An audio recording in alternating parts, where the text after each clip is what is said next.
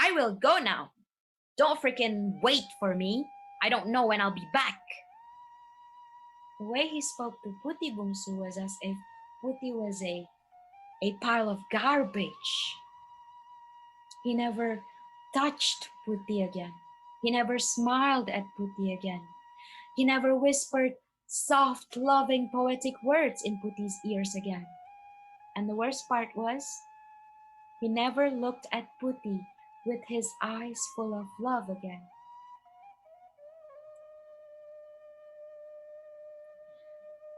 Bum bum bum bum bum bum bum bum bum bum bum bum bum bum.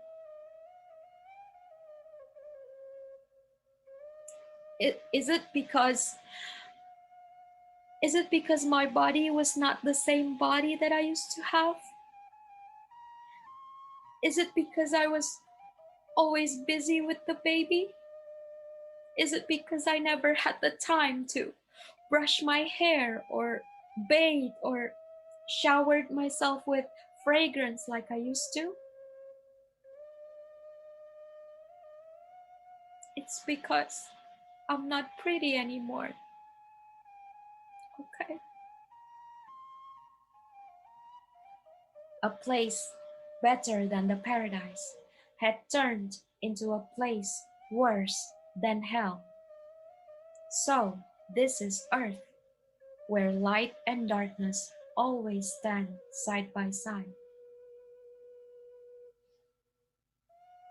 Bum bum bum bum bum bum bum bum bum bum bum bum bum.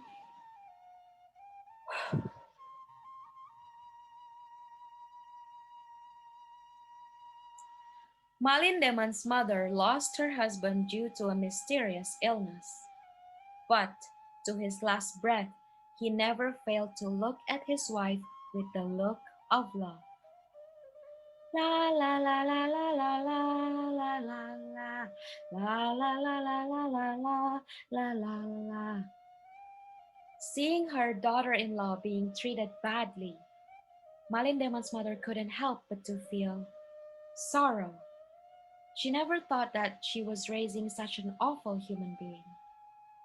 Malin Deman used to be kind, loyal, attentive, but then he turned into the devil. And what about her granddaughter? How would she respect herself if her father was ignorant and absent? Every mother would always put her child first, but at that time, Malin Deman's mother had lost the son she knew. So she decided to look at Puti Bungsu through the eyes of a fellow woman. When the baby was asleep, Malin Deman's mother held Puti Bungsu's hand and she said, "I'm sorry, Puti." And she told Puti Bungsu the truth. When Puti Bungsu was bathing in the waterfall, Malin Deman took her magic shawl and gave it to his mother. And he asked his mother to hide it so he could marry the most beautiful virgin he'd ever seen in his entire life. I didn't mean to trap you, Puti. I just wanted my son to be happy. But everything that began with a lie always ended up in the dump. I should have known better. I should have done better. Kok lai mampu Bundo membuat luka di hati Puti itu hilang? Rela Bundo lakukan, Puti. If only I could heal your broken heart, I would do it. And Puti was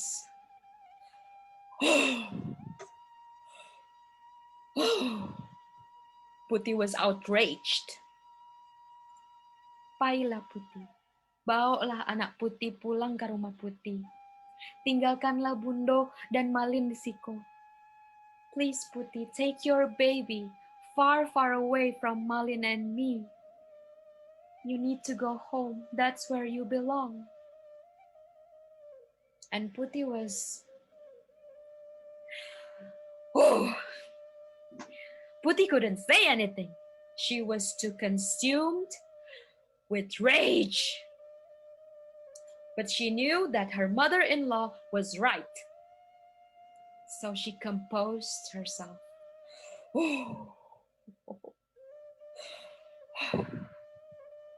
And then she put on her shawl and she took her baby and she flew back to paradise. The selfless mother had become an angry queen. Anak daro pai yo mama, marapulay manangin. When the bride was gone, the groom began to cry.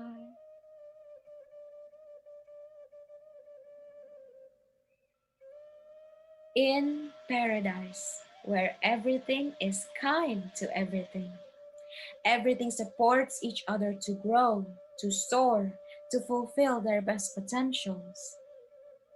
Putih Bungsu raised her daughter as a single mother. She had released all of her angers towards Malindeman because in paradise, there's no place for anger.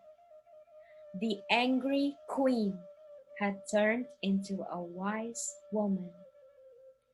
Ondema oi, oh oh oh oh, ondema oi, ondema oi, oh oh oh oh oh oh oh oh oh oh, ondema oi. On earth, Malindeman fell into depression. He screamed and screamed towards the sky, wishing, begging to get his wife and his daughter back if he could just get them back. But nobody answered. And because nobody answered, he cursed at God. He cursed at his mother for telling Putih Bungsu about the truth, for giving the shawl back to Putih Bungsu, for betraying her own son, her own flesh and blood. But Putih Bungsu and her daughter never returned to earth. And her daughter grew up to be a young, hopeful spirit breathing in the body of a teenage girl, a virgin. And one day, the virgin told Putih Bungsu, "Oh, mother, I've been living in paradise my whole life. I couldn't help but to wonder, is there life beyond all this? Is there something more beyond everything? I am longing for something that I don't know. Have I been infected by the disease of the humans, mother?" And Putih Bungsu thought, should she tell her daughter about her story? Or should she just let her to go on her own adventure and fall down on her own rabbit hole? Ondema oi, oh oh oh oh, ondema oi, ondema oi, oh oh oh oh oh oh oh oh oh oh, ondema oi. And that's the adaptation of the Swan Maiden Tale, the Empowered Cinderella, from Minangkabau, West Sumatra, Indonesia. Terima kasih.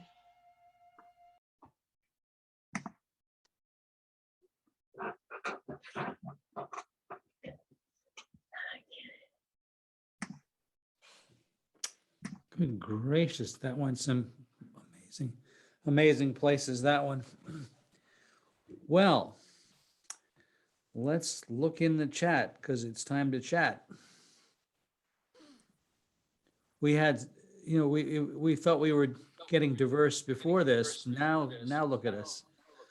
That's really extraordinary, from a kind of a modern American revisionist version of the Disney Cinderella to a Scandinavian mashup of all the different story types, along with a little bit of White Bear, East of the Sun, West of the Moon, and then this extraordinary kind of metaphysical adventure from Indonesia, which has traces of the Swan Maiden and the Seal Maiden, and there's a version I've heard from Serbia, which features a fairy in a tree who's becomes a wife and then goes right up through the roof.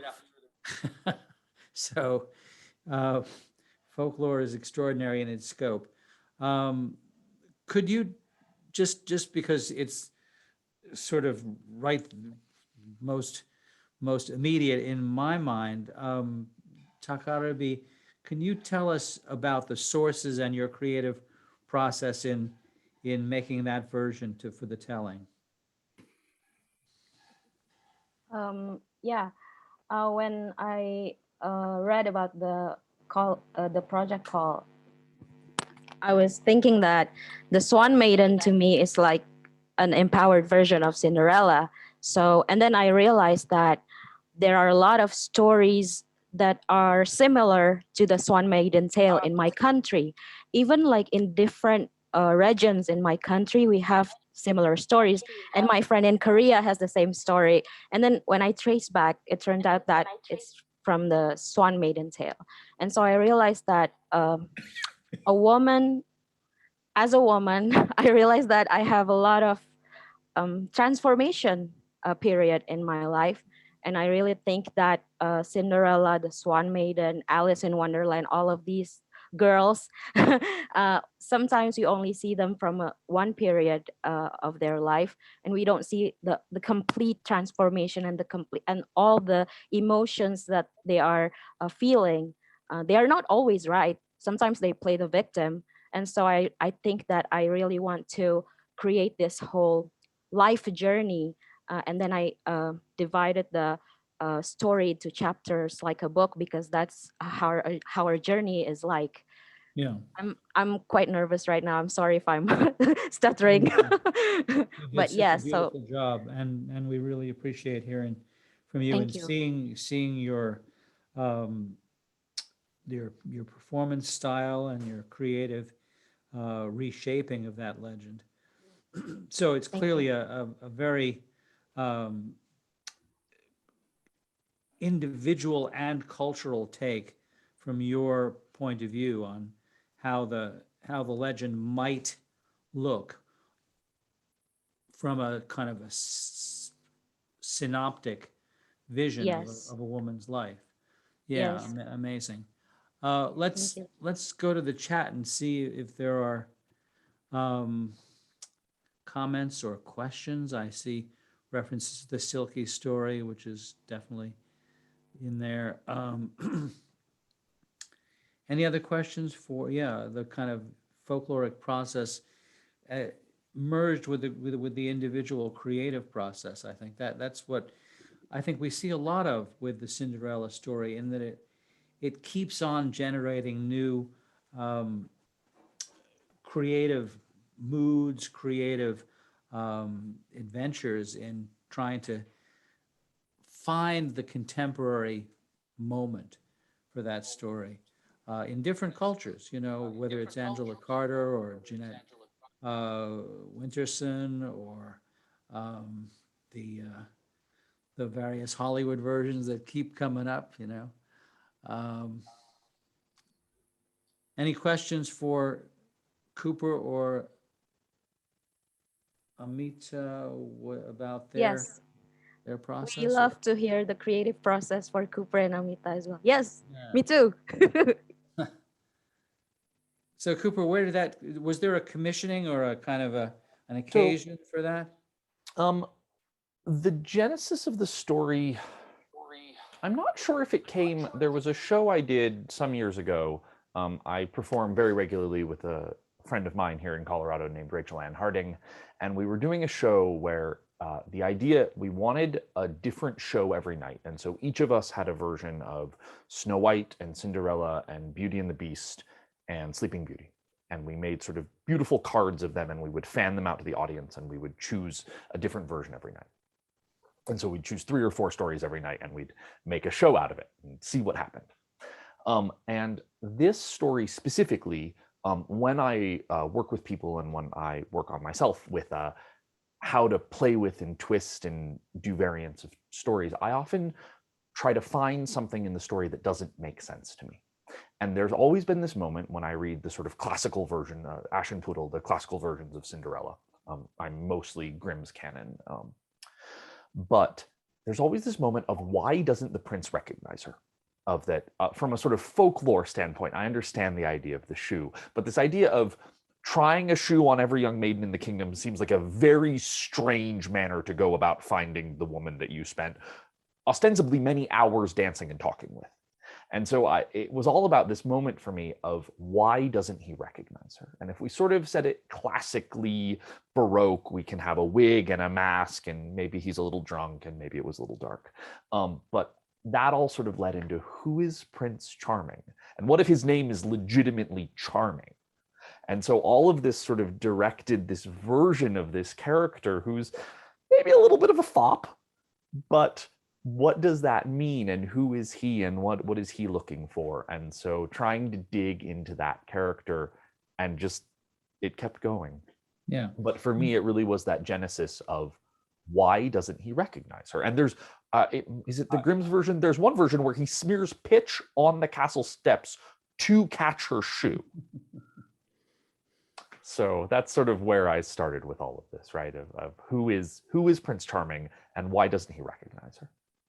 That just tells me something about how important it is to have the different perspectives. I mean, we've been hearing, basically, you're the only male storyteller who's ventured into this particular feminine minefield, and of course, you chose the male point of view, which is kind of wonderful to hear. But you also, like a good sensitive American male, you focus it on the prince's insecurities, which I love as a choice, you know, for generating character. Starting from his name, starting from his kind of imposter syndrome, and his reactions to fame, which is a particularly crippling kind of affliction particularly in American life, generates things like the scene at the Oscars the other night. Yeah. Have you ever heard David Novak's version of that story, by the way? I have heard tales of David Novak's version. Yeah. I have not. It's quite similar in tone. It's not similar in the actions or the kind of key motifs, but in kind of creating a really human connection rather than an archetypal connection between the prince and the girl. Amita, where did you find that thing? That amazing hybrid version? Well, so I don't speak Swedish, so I used her name in English, Miss Skincloak, which I think it's approximately Fröken Skinpels in Swedish. So this Cinderella she's a footer at the bottom of other versions. You know, I found her in some English books, and then kind of tried to trace at least to see if I could find her name in collections in Swedish, even if I couldn't actually understand the story itself. And she's always a footnote. I couldn't, if anyone knows of a version where her version is the story that's there rather than the footnote to another version, then please let me know. But I was fascinated. I think Patrice Horsley had something there about what that was. Let's see if I can find it up above here. Did you see it, Joanna? There was a bit of a discussion there. Yeah, early on. I did see it, but I'm just looking. Hang on. Oh, somebody wondered if Philip Pullman had heard that story. Well, I mean. Yeah, Patrice Horsley quoted the Swedish name, which I will mispronounce, but it's like Fröken Skinpals Röri Askan in Swedish. Yeah, Nice. I didn't even try. but I was just fascinated by this white bear, and obviously, yes, this most recognizable partnership of the girl and the white bear is in Philip Pullman's Dark Materials. Right. So it's also in probably the most famous Scandinavian folktale of all, which is East of the Sun, West of the Moon, which was the kind of back in the 1920s was the title story of Gudrun Thorney Thompson's collection of Scandinavian folk tales, and it was the title story of Asbjørnsen and Mu. So it's, you know, it's like the signature story of Scandinavian folklore, but it's a different type, really. It's the Beauty and the Beast type as opposed to the Cinderella or Milk of the Bull's Horn type, and the way this manages to make a mashup of those different stories is quite extraordinary. And you hear that in certain folk tellers, traditional tellers, like John Stewart, the Scottish traveler teller, would do that kind of thing very self-consciously, just because he could, you know. So if a collector is lucky, they stumble into a session where that kind of thing's going on.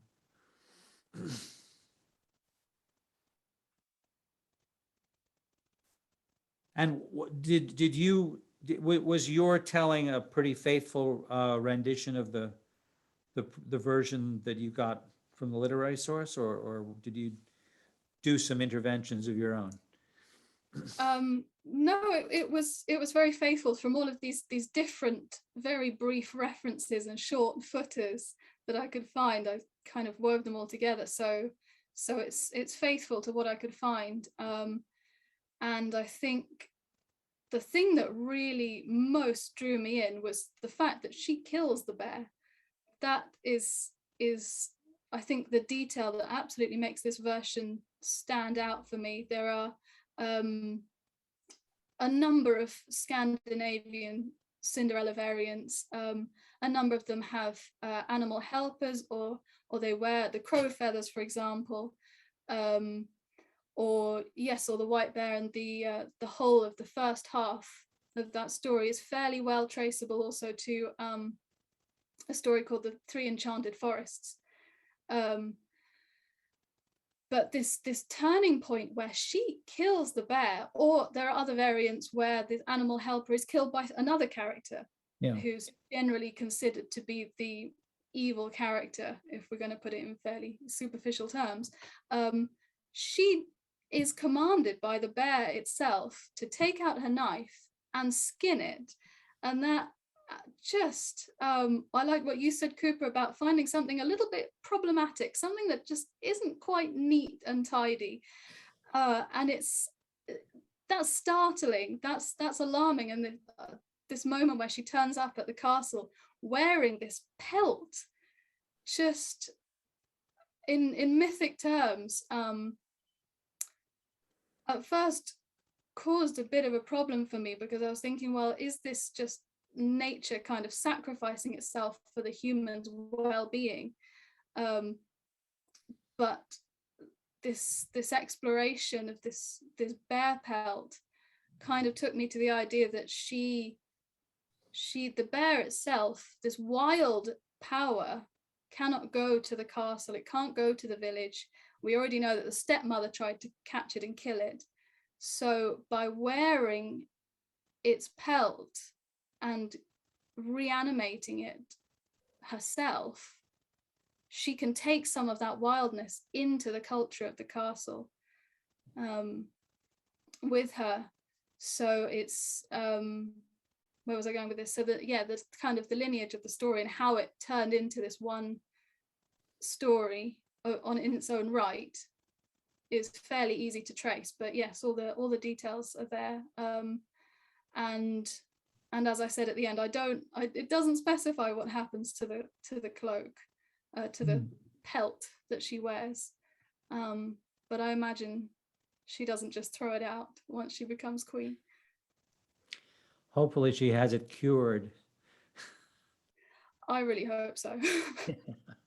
So it doesn't, become all maggoty and I think the idea of mortification is part of that. She does take on an animal skin. In that sense, she becomes both less and more than human. But she certainly is outside of the circle of society in her position in that animal skin. That's where it takes on the motif from 510B, which is the kappa rushes or the sackcloth, that whole motif of mortification, which is also in the standard kitchen girl motif, being in the ashes, being both beneath and in a sense on the road to a kind of exalted position. It's the road to sainthood. It's the road to self-realization, which goes through the valley of mortification and despair. And the cloak is an image of that special destiny. So yeah, really, really well chosen and interesting. What else do we have here? We have some other questions from Helen. She says, the Swedish story seems to have a father figure in the bear, and the Indonesian story brings in the mother-in-law. Both are quite rare. It's usually the mother figure, and the mother-in-law is usually very unhelpful. How did you feel about those versions while you were working on them? Because it is kind of an unusual positioning.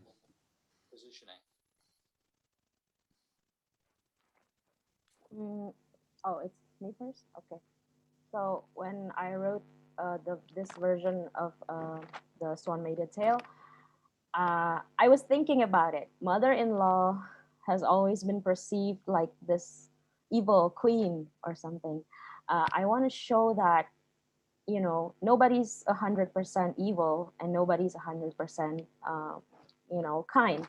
So people always change. And since the mother-in-law was loved by her husband, I want her to see the story from another perspective, because mothers, they tend to have bias when they see their kids. But when the veil was lifted, the mother-in-law could see Putih Bungsu from her point of view. So that's what I want to bring light to, that people change and people learn, and those people that you love, sometimes we have that veil that we should lift up and see the truth. Those tower moments that we realize, oh, our parents are not always right, or our kids are not always lovable. Yeah, that's what I want to highlight in this version.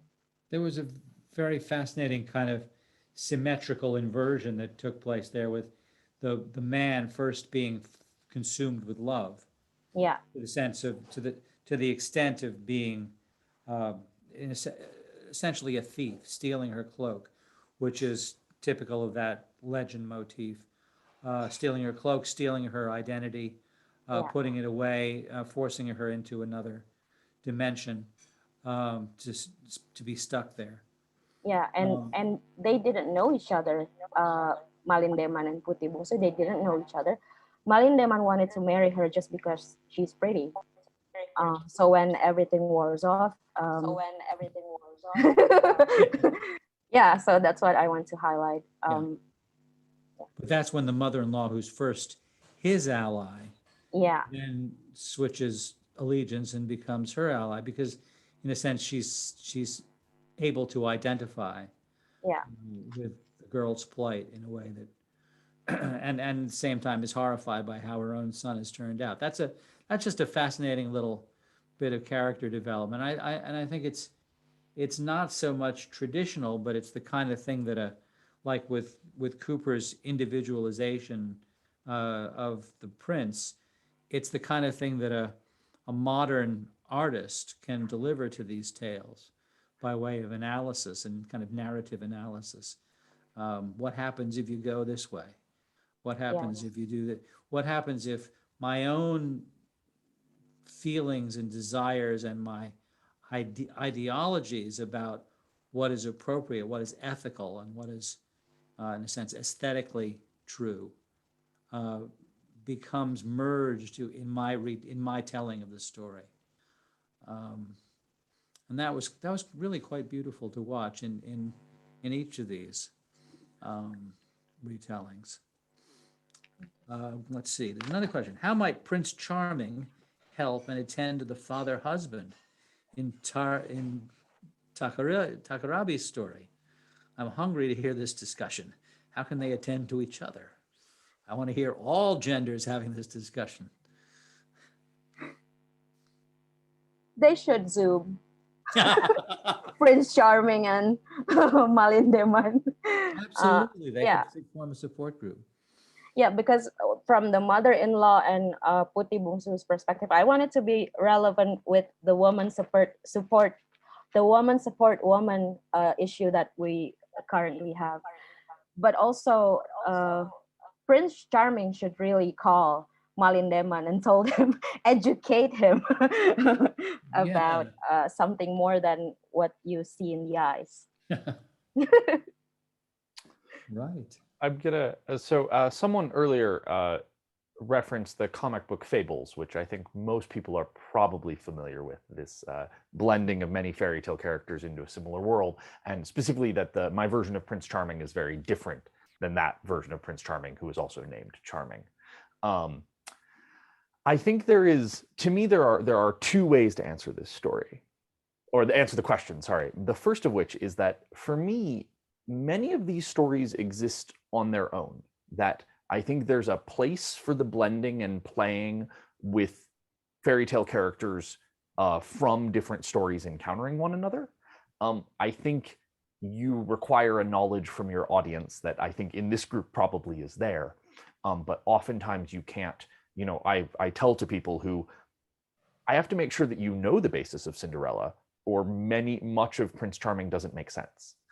And I host an event called Fairy Tale Variations, where we take one story and we play with it in a bunch of different ways, but we always open those shows with a very traditional version of the story to sort of ground people into what are all of these references that people are about to make that, at least in America, most audiences don't know that toes are cut off, right? The sort of classic Aschenputtel, Brothers Grimm's version, the toes are cut off, and so you have to talk about that. On the other hand, I think there's a lot of fun that can be generated between the playing of characters from one story into another, and how do they bounce off of each other, and how do they play with one another. Right. And I think that there's some really interesting work that can be done there, that you can get a perspective that character might not normally be able to encounter.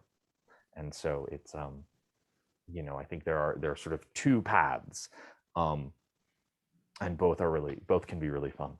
Yeah. There was an event at the Oklahoma Storytelling Festival a few years back. I'm not sure if they still do it, but they would ask all the featured tellers to come up with their own revisioning of one tale. So it would be, everybody did Cinderella one year, everyone did Beauty and the Beast one year, everyone did Little Red Riding Hood. You get four very different tellers taking radically different routes to get to the same. That is the spiritual ancestor of our show, Fairy Tale Variations. And that's actually, I think, where David Novak did his Cinderella. That's where he did his Cinderella, exactly. That iambic pentameter version that Elizabeth Ellis just won't let him forget. No, why should she? It was a great moment. I do a 2-hour show of Jack tales, or Jack and youngest daughter tales, in which the various Jacks, the trickster, the fool, the hero, keep running into each other at various points along the fairy tale road and kind of exchanging stories. It's it's what Sondheim did with Into the Woods as well. Where it's the Marvel comic universe. It's a kind of a meta unlocking of a story world that can accommodate different tales, different routes. I loved the way you kind of did Takarabi did a real interesting kind of metaphysical or mythic invocation at the beginning. That she lived in paradise, and paradise wasn't enough. That's That's Genesis right there, isn't it? Yeah. And she had to take a fall. Yeah. When everything is perfect, you just want to make mistakes sometimes. Yeah. You want to make things interesting by screwing up. Yeah. And then you get to suffer the consequences, the flaming angel at the gate and all that. Other question? Oh, Angela Lloyd said, one time a Verizon technician came to my home to install the wireless network, and his given first name was Mr. So I'd watch him explain that to any woman he might have been courting. Anything new here in the chat? Let's see.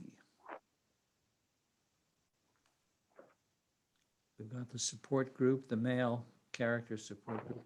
For some reason, I can't get my cursor to move.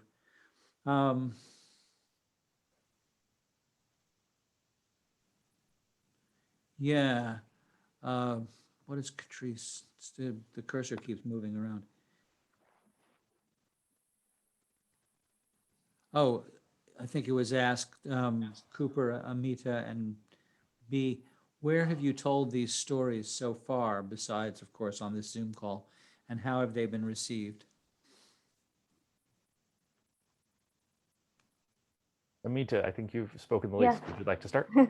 Well, I have a very short answer, which is that this is the first time that I've told this story in an event. I've been working with it for some time, but yeah, this is the first performance at an official event of the story.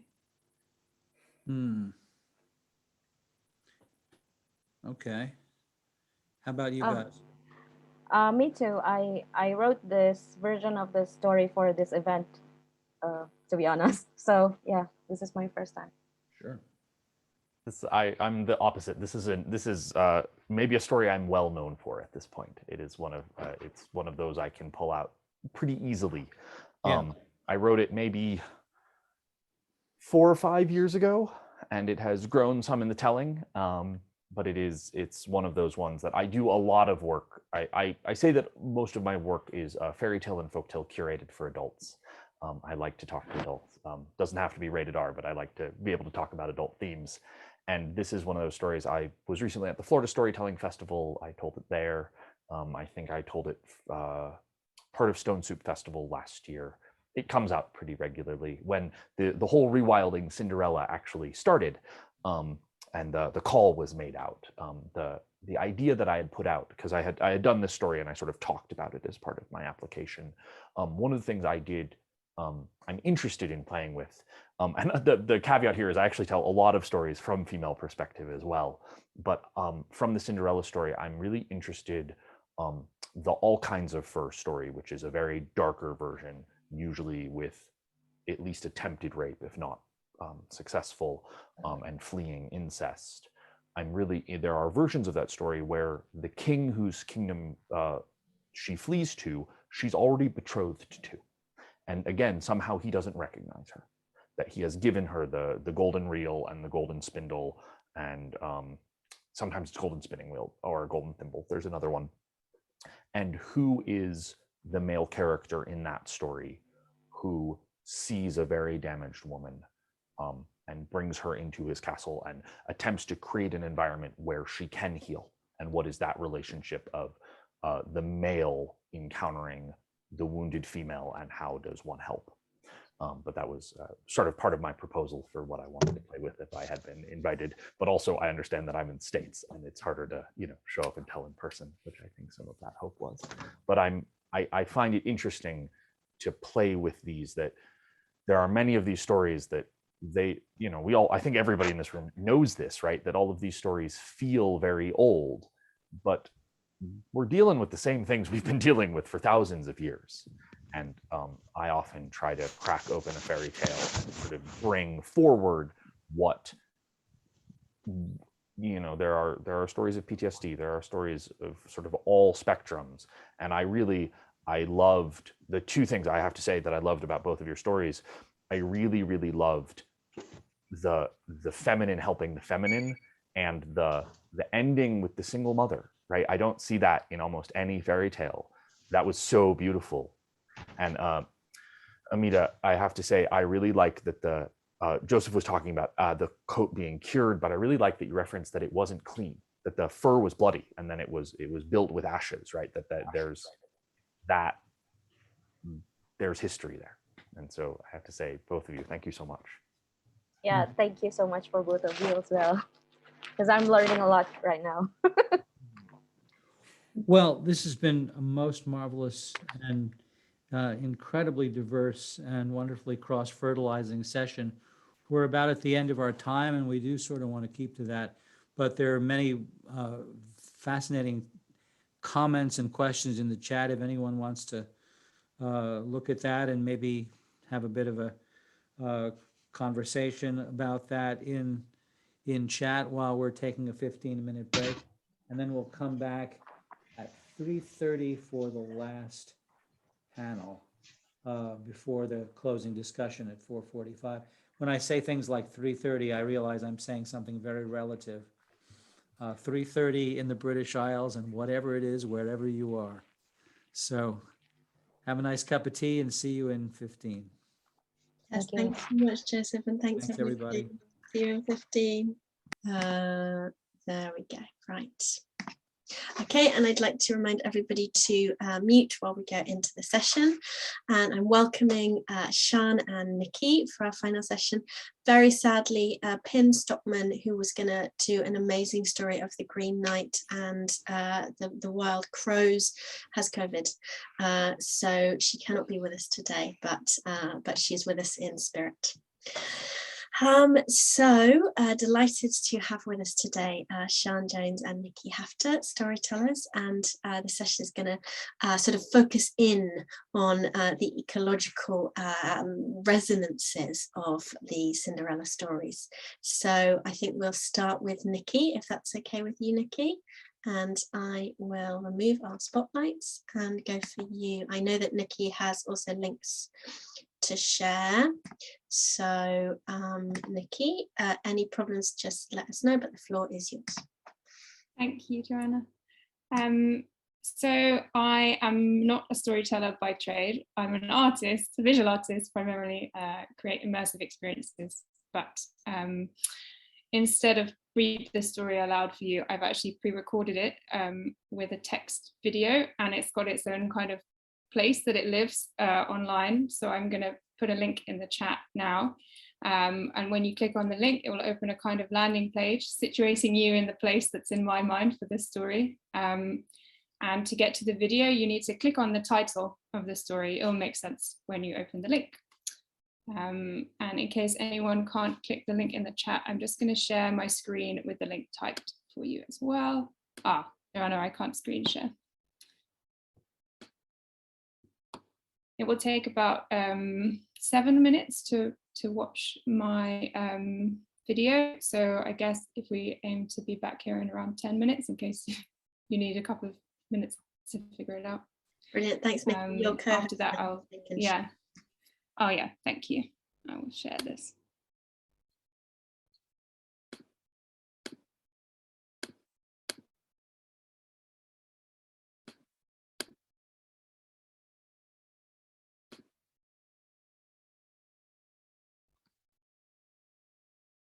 So you can type that link as well and you'll still be able to get there.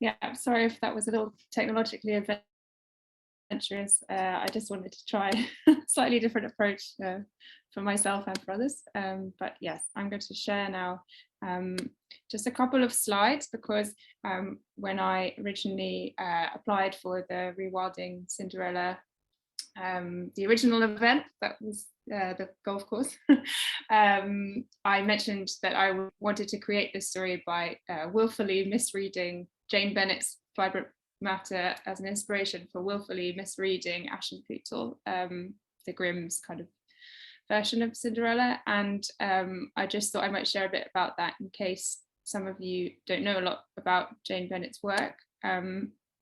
So I hope everyone can see this. This is just very briefly a little bit about the kind of approach that I took and how that was informed by some other sources.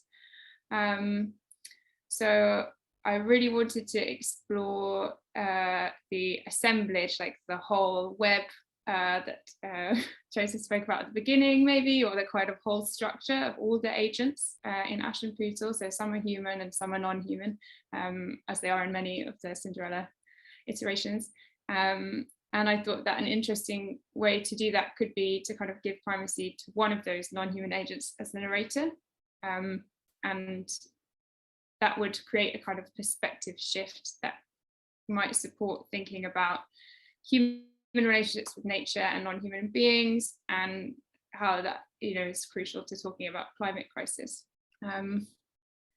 So in Jane Bennett's Vibrant Matter, she has these kind of two concepts that I've kind of honed in on for this story. So the first one is vital materialism, and that's an idea that matter itself possesses a kind of liveliness or power, agency, the ability to kind of animate, act and produce effects by objects or creatures who are inanimate in our understanding of objects.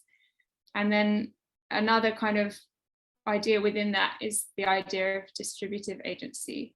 So rather than one subject being the root cause and effect, having an advanced plan or intent, it's recognizing that there are always a swarm of vitalities coming together to induce an effect. And Jane Bennett talks about the task coming to identify the contours of the swarm and the kind of relations between parts, and not denying the existence of intentionality, but just seeing that it's less definitive than we may like to think as humans, and kind of loosening the connections between efficacy and the idea of power. You know, it can be looser, it can be broader.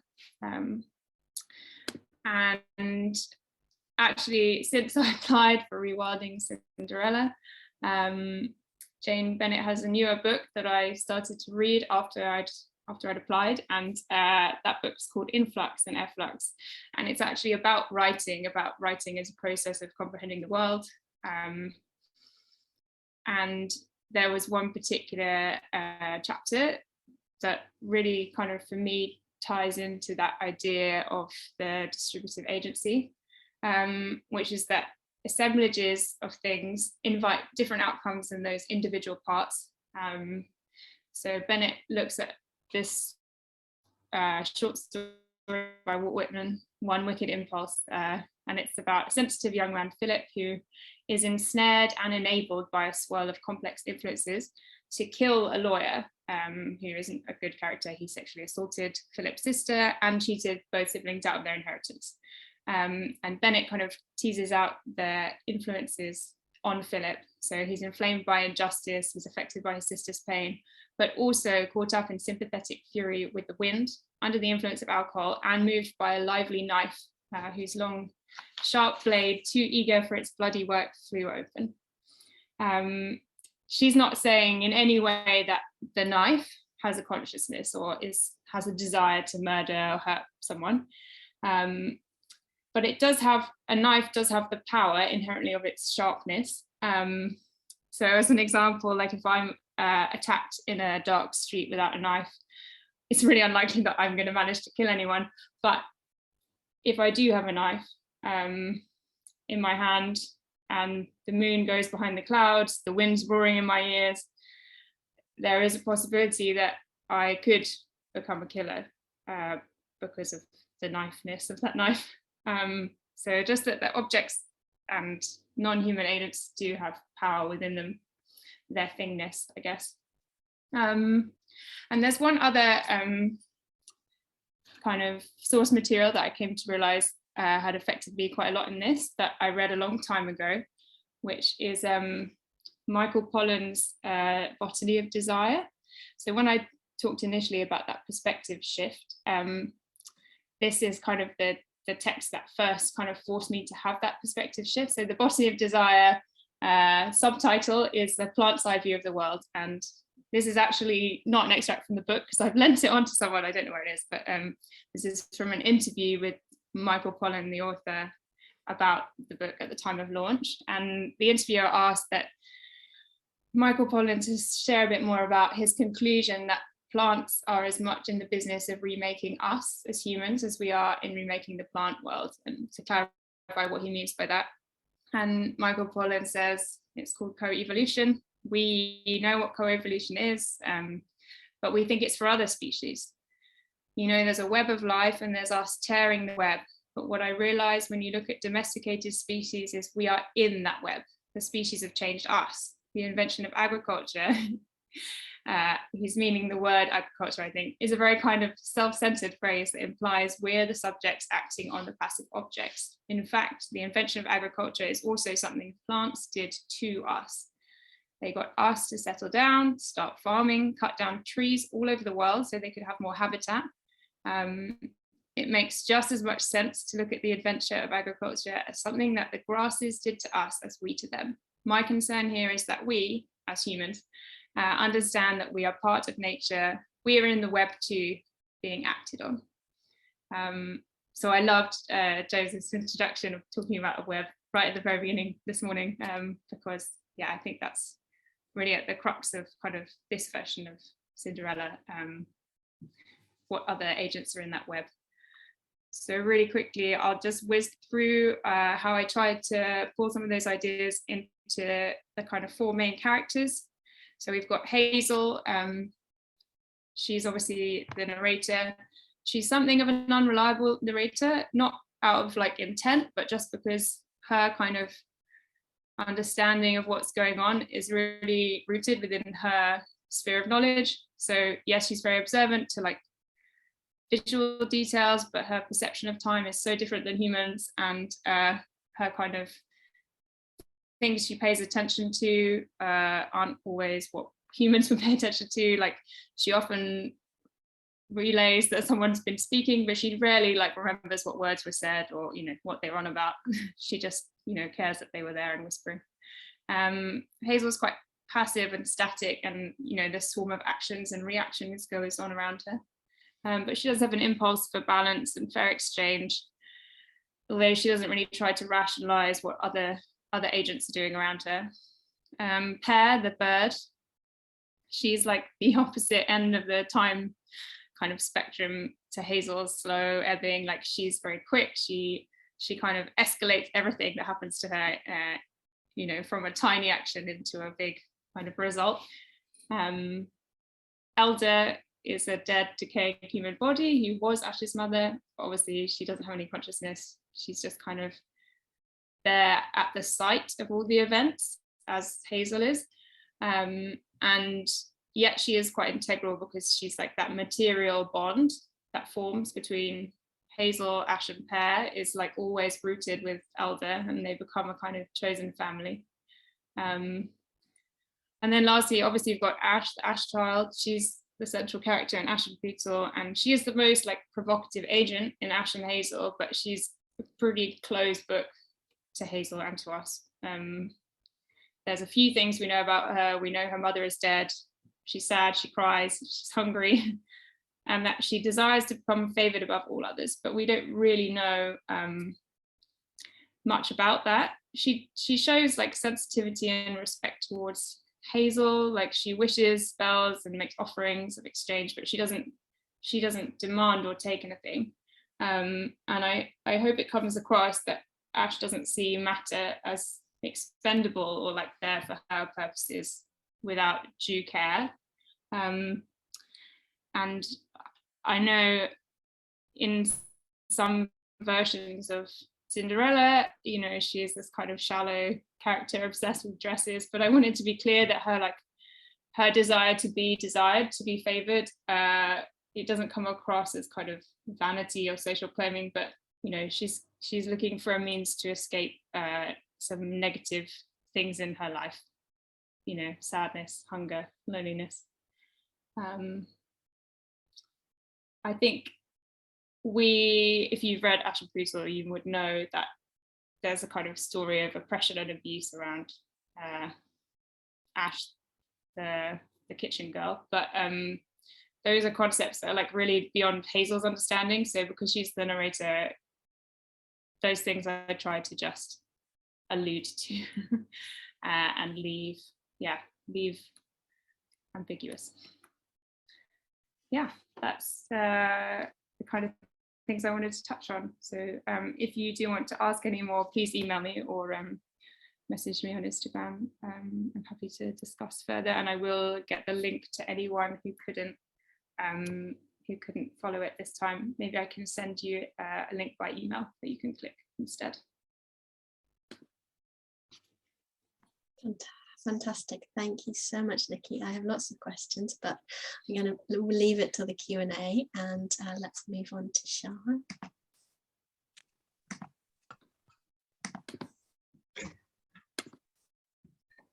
Hi. Oh, thank you, Nikki, for that. I'm still really immersed in the stories of those four characters, who will perhaps make an appearance in mine. Once there was a family, a mother, a father, and their daughter, and they lived happily, so I'm told, until one day the mother fell ill, and her daughter, who was by then a young woman, did everything she could. She collected healing medicinal herbs and made them into medicines. She collected plants and made healthy soups to tempt her mother to eat. She held her mother's hand through the long, dark nights, but all to no avail, for her mother died. She waited then for other women in the village to come, and together they prepared her mother's body for burial. And when the body was ready, she and her father sat beside it. And friends, families, and other people from all around came and paid their last respects.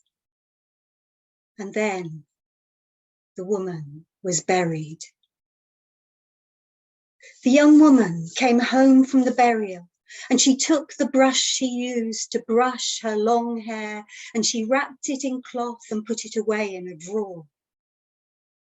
And she put on her old clothes. And then she went out and she collected very particular herbs and wild flowers, and then twigs and sticks and logs. And that evening, as dusk began to fall, she laid a fire. And then she made the herbs and the wild flowers into little bundles. And when it was dark, she lit the fire and watched as the flames rose high. She held vigil beside the fire, and every so often she picked up a bundle of the herbs and threw it into the fire. Then another, holding it to her heart first, and then setting it free into the flames. And as the early hours came, the flames began to fall. And finally, just before dawn, there was nothing but embers. And then just one last ember glowing in that twilight before dawn. And then that too died, leaving nothing but ash. And she waited until the ash was cold, and she reached in and she took ash between her fingers, and she put the ash on her forehead and rubbed it down into her hair. And then she got on with her tasks for the day. That night, She didn't go to her bedroom to sleep.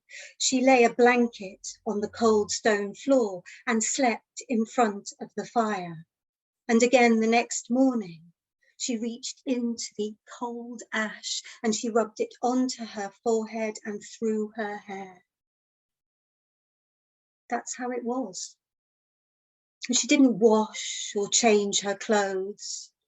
Her skirts became muddy. And when she caught her sleeve on a piece of bramble, she didn't darn it as she would have done. She left it torn and ragged. Her hair soon became tangled and matted. But still, she got on with the tasks for the day. Her father too grieved, but the winter in his heart arrived at spring sooner than his daughters, and his thoughts turned to a new wife. And he found someone, and she had daughters, his own, the same age as his daughter, and maybe they could cheer her up. She went to the wedding, a young woman, and sat at the back in her clothes and her hair full of ash and tangles. And then the new wife moved in with her daughters, and it wasn't long before the daughters started to make fun of the girl who slept beside the fire, her hair tangled and matted, her clothes filthy.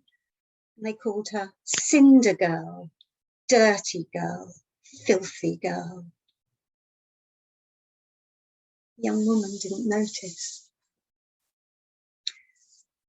One day, the father called the women of the household around him and said, I am going to the market, to the fair, and I will bring you all something back. Tell me what you would like.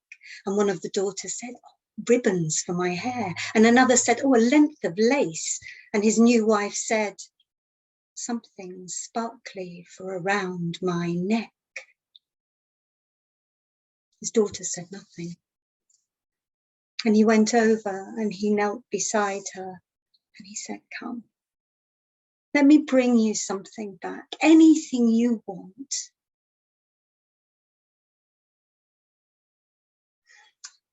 She closed her eyes and she knew that the only thing she wanted, he couldn't bring her.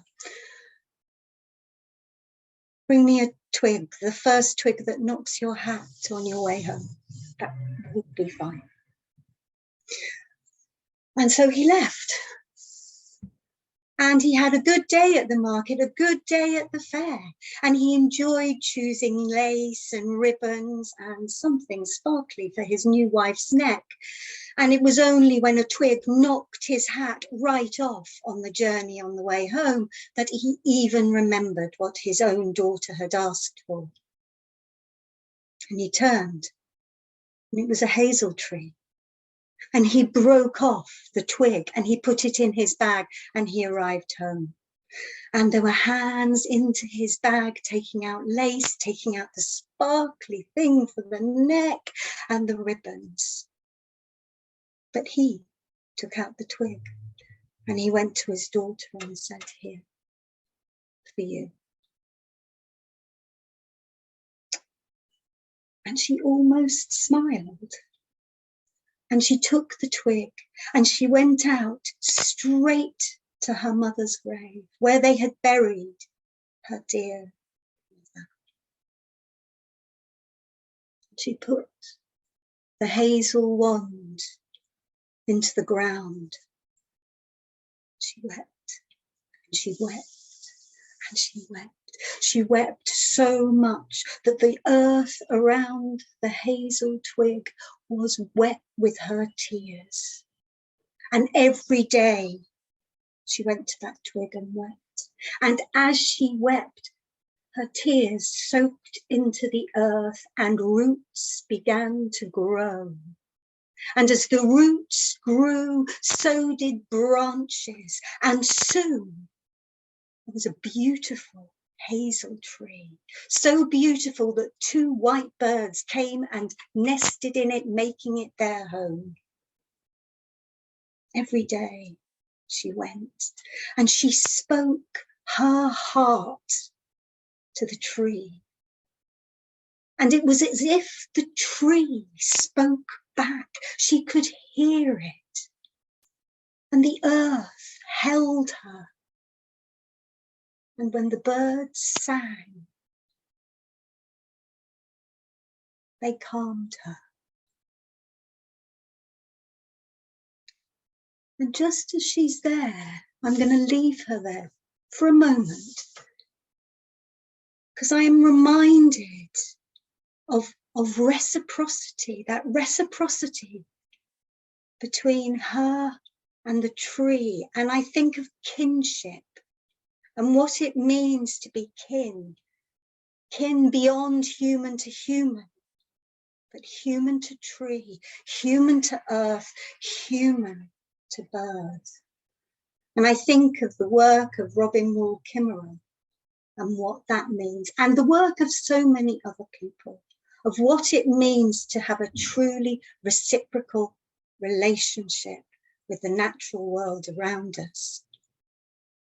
And I also think, because this is a mother tree, her mother tree, I think of Suzanne Simard's work, Finding the Mother Tree. And this goes back to what Joseph said at the beginning about the mycelium network.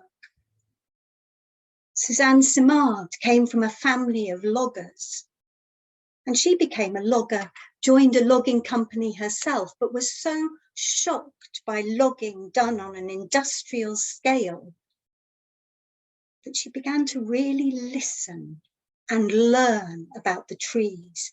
She began to learn about how woods and forests work.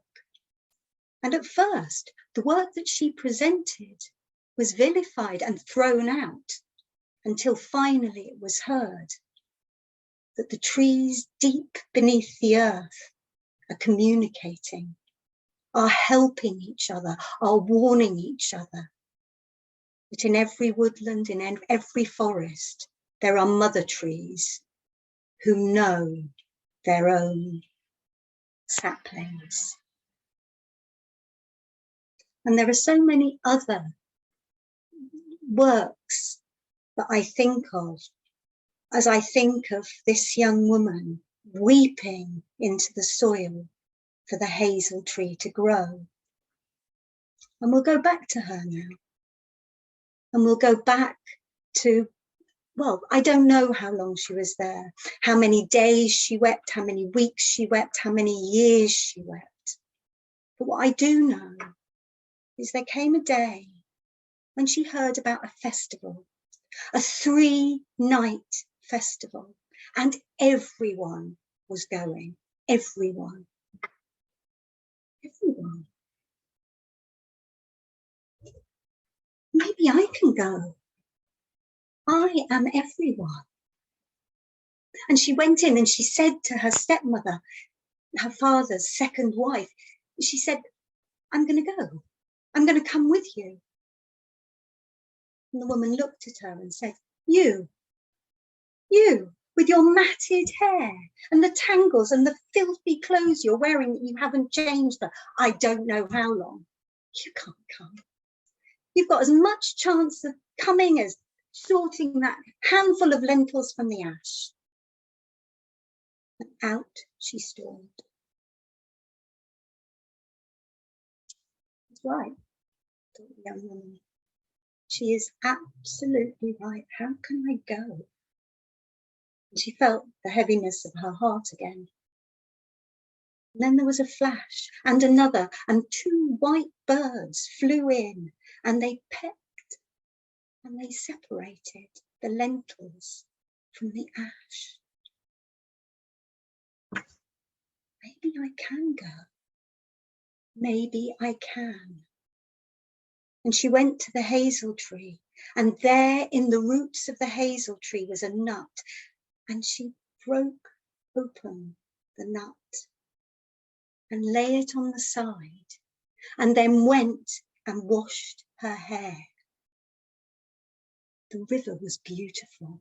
The sunlight caught the water in a very particular way. And there were silver fish swimming this way and that. It was as though she hadn't noticed it ever. And weeds, the greenness of the weeds, stunning. And a kingfisher flying past. And she washed her hair until it was clean. And then she went up and she took out the brush and unwrapped it from the cloth. And very gently and carefully, like her mother used to do when she was a child, she brushed out every last tangle in her hair. She went back to the open nut and opened it a little more and a little more, and out came a dress that was the colour of the river and had sparkles on it, just like sunlight hitting water. And there was a streak like a kingfisher flying by, and green weeds embroidered and silver fish, and it fitted perfectly. And she went to the first night of the festival. She was overawed. She hadn't been around so many people for such a long time. But she could feel her foot tapping to the music. She smiled. She began to just enjoy letting her body move. But then it was time to go. That was enough. And she went out of the room and home. And as she walked home, she noticed the midnight blue sky and so many stars and constellations and a small crescent moon, a new moon. Oh, so beautiful. And the next night she decided to go to the festival again. And she went to the roots of the hazel tree, and there was another nut, and she cracked it open, and inside was a dress of midnight blue, covered in stars, with a little crescent moon just there, and it fitted perfectly. And she went. And this time she danced a little, and this time she smiled a little more. And that was lovely, to dance and to feel the music enter into her. And then she had to go. She left. The next day, it was as though something had changed inside. The wintering of her heart had turned to spring. And as that had happened, she noticed the spring all around her, the cowslips, bluebells coming out, the blossom on the trees. And a breeze at that moment caught the blossom, and down it tumbled all over her. She went back to the hazel tree.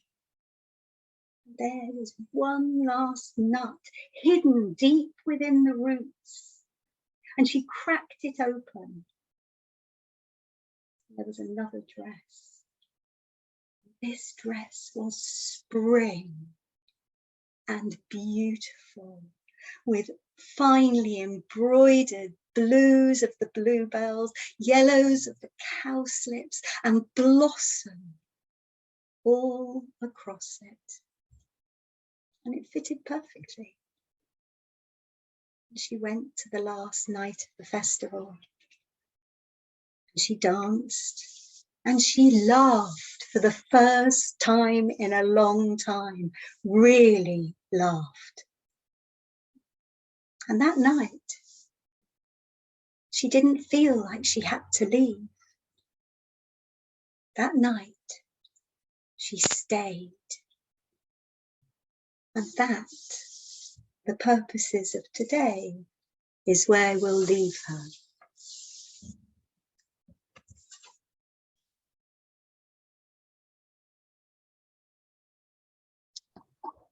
Wow, thank you so much, What incredible retelling.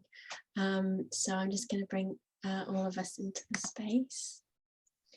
And please do add questions if you have them in the chat, everybody. Wow, so it feels incredible to have in the last panel 2 tellings of the story that we know so well, but utterly different. Yeah, just really powerful and moving. And I think I'm going to start by saying that I was really struck by the space for grief that both of the stories held, and also the kind of the materiality of that grief, and the way that Nikki, in your incredible poem, incredible story, you have this sense of the tears coming through to the soil and the decaying matter and the growth. And we see that from a completely different perspective, obviously, because it's a non-human perspective, but we have that sense of the flowingness of what we comprehend as grief. And then Sian, the idea of that sense of it being the grief that is the cruelty. It's not really the malicious stepsisters or the stepmother. That which excludes her is her own emotional process, and also our societal relationship to that emotional process. And I thought that was incredibly powerful and moving, and it reminded me of a comment that you made in an email exchange that we were having, Sian, about the exclusion of climate change scientists when they're bringing through this horrendous truth, and it's a truth of such grief that we exclude them because we don't know how to involve them. And we don't know how to respond to them, just in the same way that we don't know how to respond to this girl who's not doing the social thing. She wraps up her brush, she just gets covered. I love the way she has this ash ritual. She covers herself in ash and she lets the tears tear away her clothes. So yes, I wanted to ask you about grief in the story, and the relationship between grief and things and non-human others in the material, because it's really powerful to bring that into the space.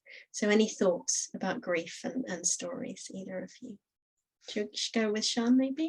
Yeah, for me, we seem to, I'm talking very much from my own culture, and I know that's not the same in other cultures, but it's like grief is really marginalized and minimized, and we don't have anything that sort of shows outwardly how we might be feeling internally. And where are the rituals for grief, and how do we grieve within community? And I think that's something that feels really important for me, is that idea of grieving in community and in family.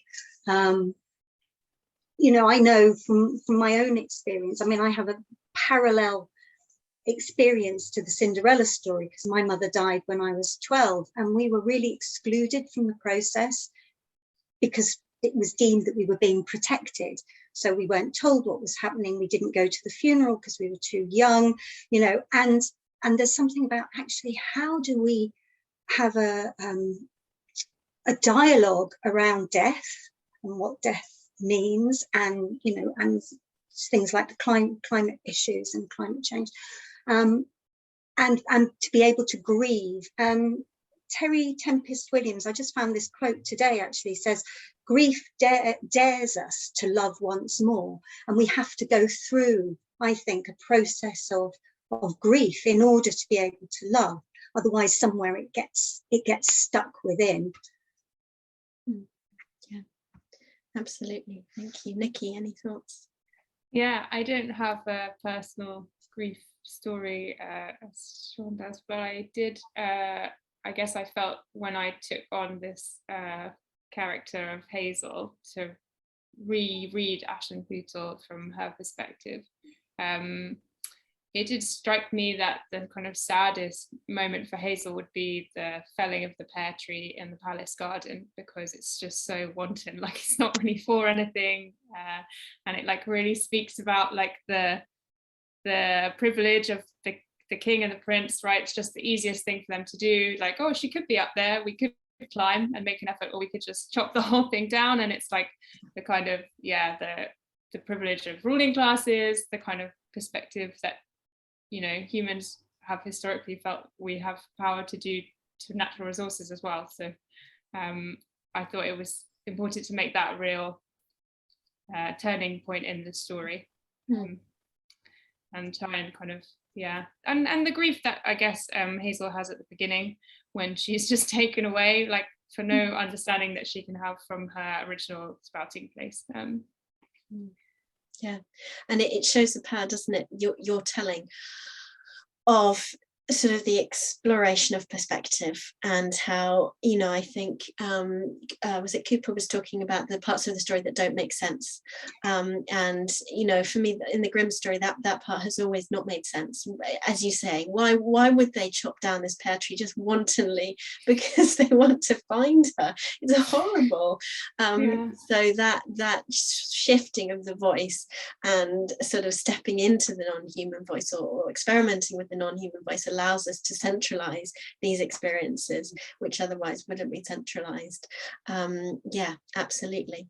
Okay, any questions in the chat? There's a question from Rachel, who is the mother of a hazel, about the mythic significance of the hazel tree and how it fits into this particular family of stories.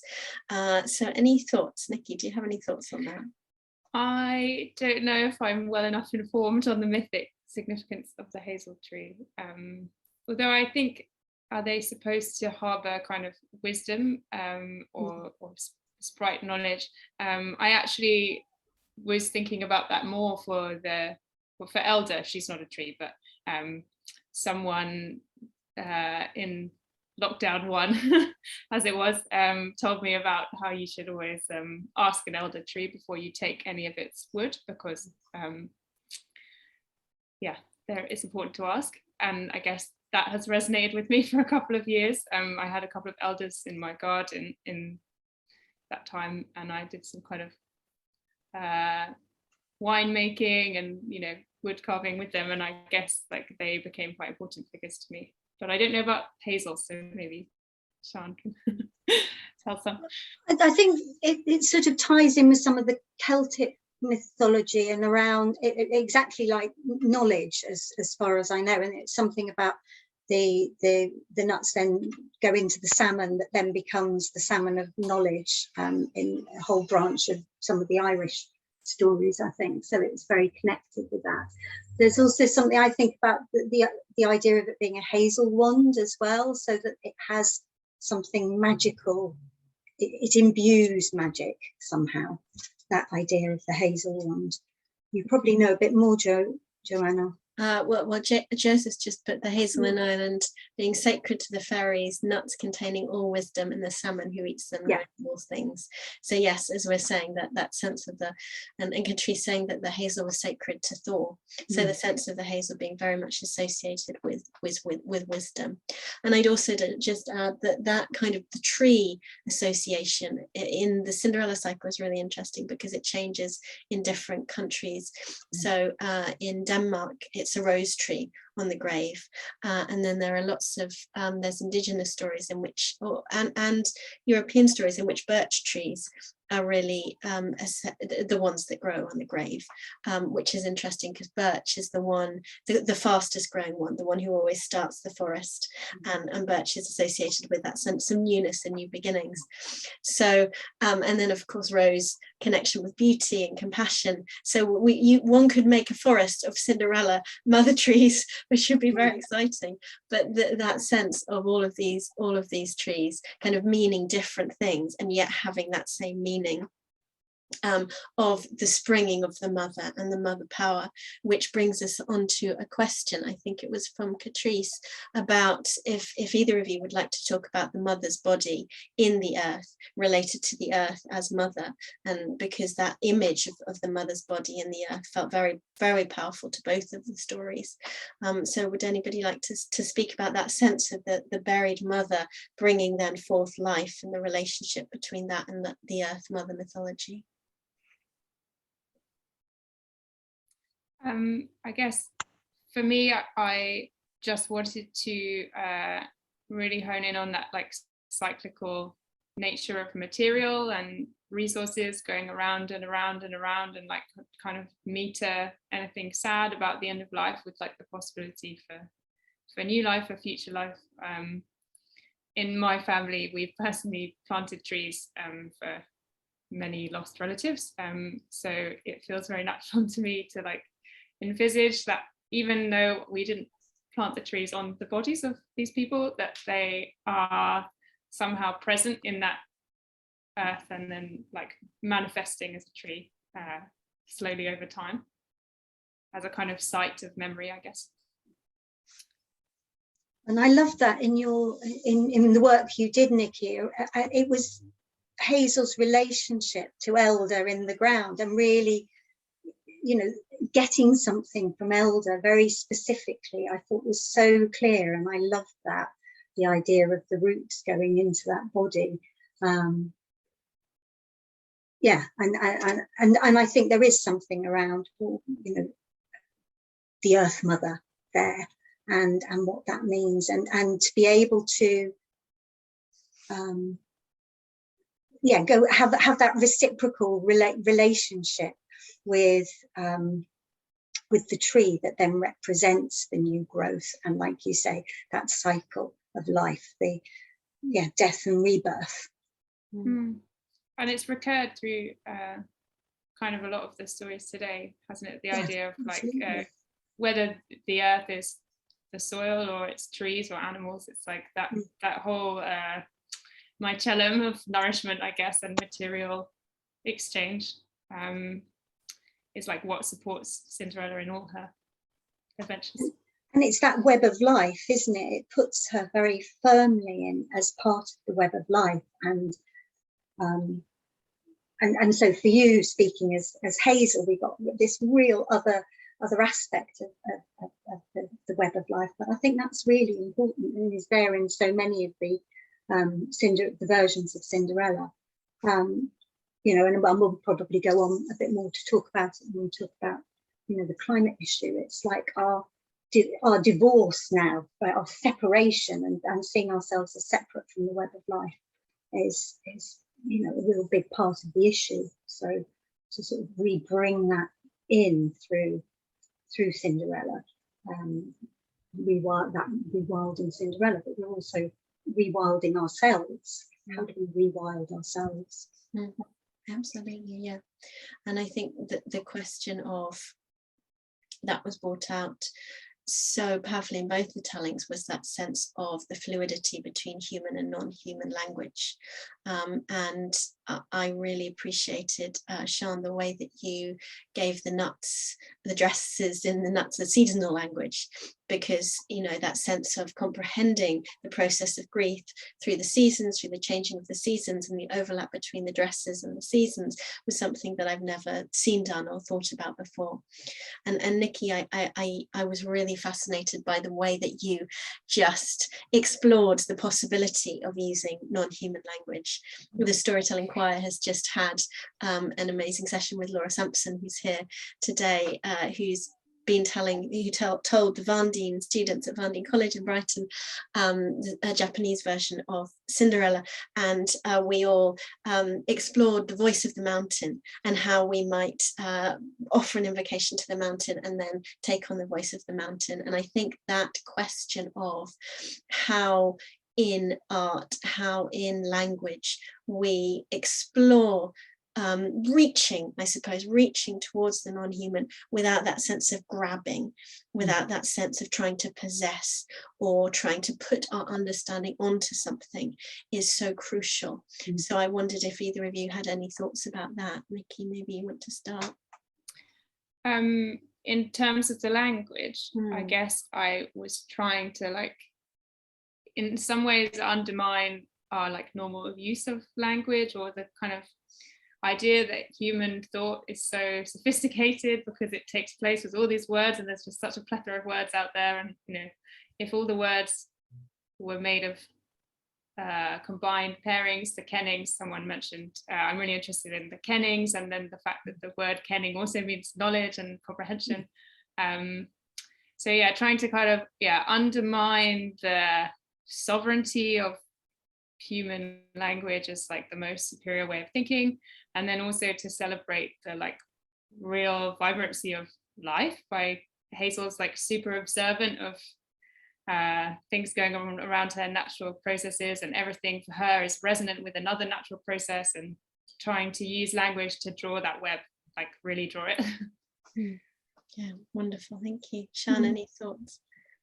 Yeah, and I think for me it's that reciprocity, and which I really wanted to name in the sort of centre of my telling, that it's absolutely not about taking, and that she gets something back because she gives something of herself, and you know, it's her tears. Without her tears, the hazel twig wouldn't have grown into a hazel tree, and the birds wouldn't have had a home. That it was her tears that gave that. And because she gave that, they gave her something back, and she was held by that. So there was a real sense of compassion, because she could allow herself to be held by earth, and that I can feel compassion for you as well, by weeping my tears, and so that you can grow. It's like in your story, yeah, she kind of offers out the first hand that reaches into the natural world and kind of sparks a whole chain of events, I guess. I have to say, Sean, it was so wonderful to have, you know, my story sat next to your story, and in like this kind of dialogue, because they're kind of, they have these touchstones, and then they, you know, fall apart from each other and they come back. I thought that was really amazing.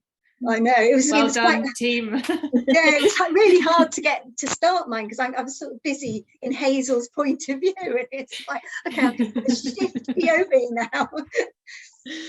Wonderful. Okay, I think we've got time for maybe one or two more questions, and then I think what we're going to do is we're going to open out to all of the speakers and include the storytelling choir to have a more general conversation. But we've got this question from John Mason. I was really struck in both tellings about the choice of the tree. I previously heard the story as if the hazel tree was expressing the mother's agency. Oh, sorry, I've lost it, but I think but Nikki made it very clear that it's initially an independent being brought in by human agency. But then Shan emphasized that Aschenputtel asked her father for not just a twig, but one from the first tree that knocked his hat off, as if she expected a tree to take agency upon itself or to get involved. So that question of the tree being engaged, I suppose, in the story, or being engaged in the process of moving, changing, coming, being plucked, coming in that whole process. Do you have thoughts on that? Either of you? I mean, for me, part of that came from her sort of going, actually, the only thing I want is my mother back.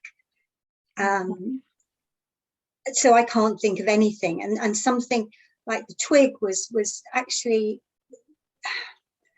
there was a sort of barrenness for me in that sort of image initially of the twig, that the twig is just almost like a dry twig. There's nothing on it, and that felt like how her heart was. So for me, that was the image in my head. So and when he took it, it was a hazel twig, but the light, the potential, it's something about the potential that is in that twig, that she then, with her tears, it grows into the tree.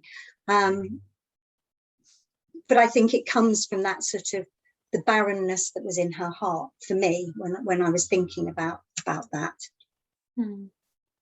I don't know if I thought a lot about her kind of reasoning for asking for the twig. I guess I thought maybe it was a bit flippant, as a, like, kind of comparing herself to her greedy stepsisters wanting all this other stuff, and she was like, no, all I want's a twig, maybe.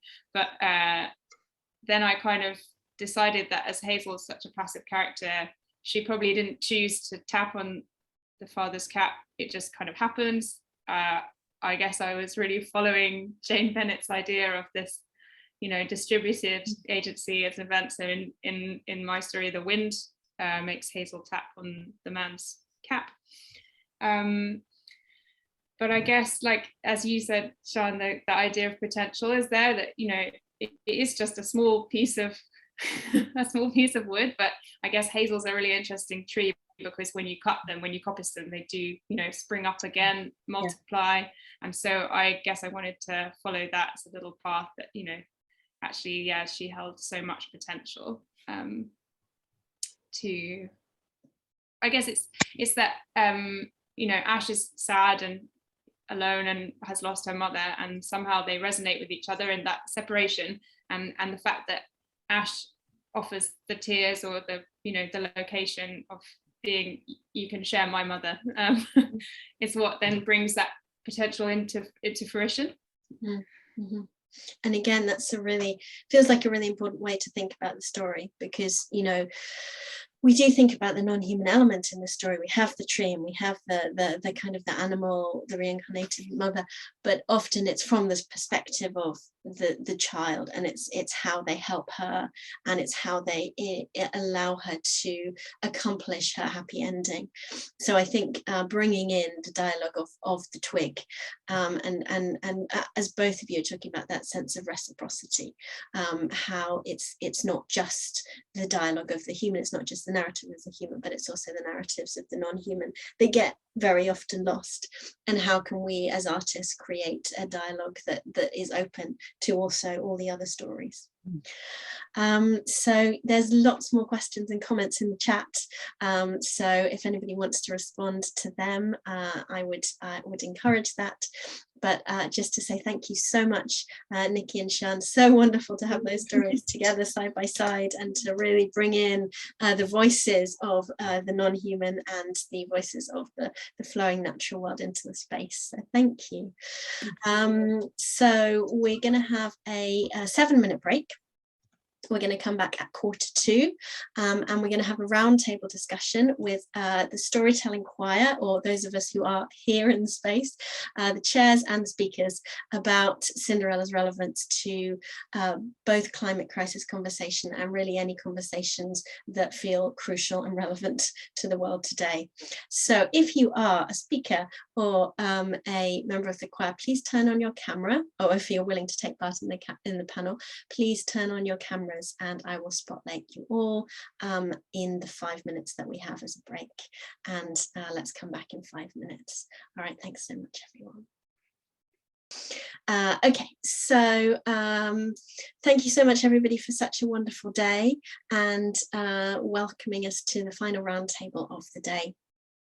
And what I'd just like to do is to give everybody a chance to have a 1 or 2 minute response to what's been said during the day, but also their responses to the relevance of Cinderella, to climate crisis conversation, and just to the urgency of the world as it seems today. There's something very strange about working with wonder tales, because it teaches you both to exist in the slowness of wonder that's necessary to engage really in reciprocity with the world, but also to negotiate the urgency of responses needed for today's climate situation.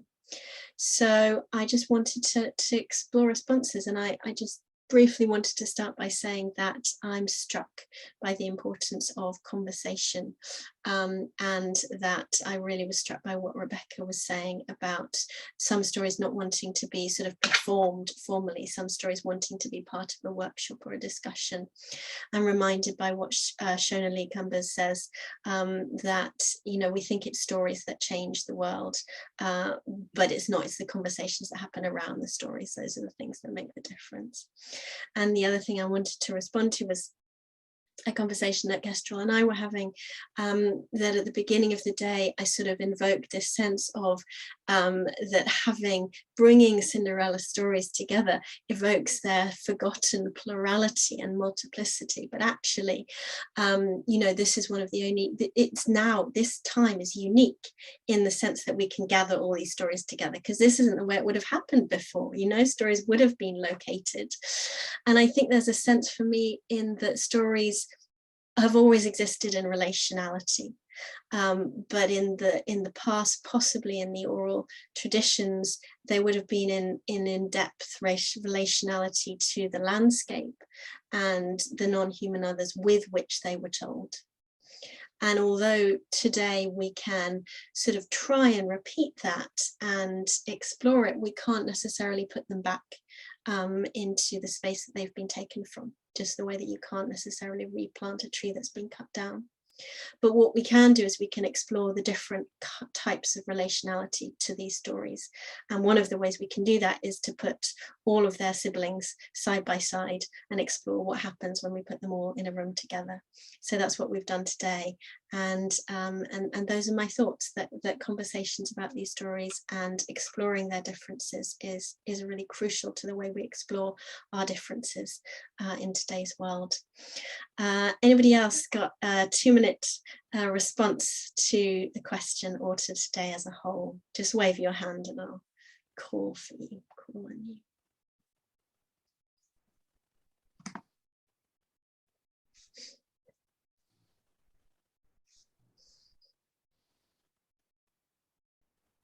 This is the way you just wait for everybody's mind to be brewing.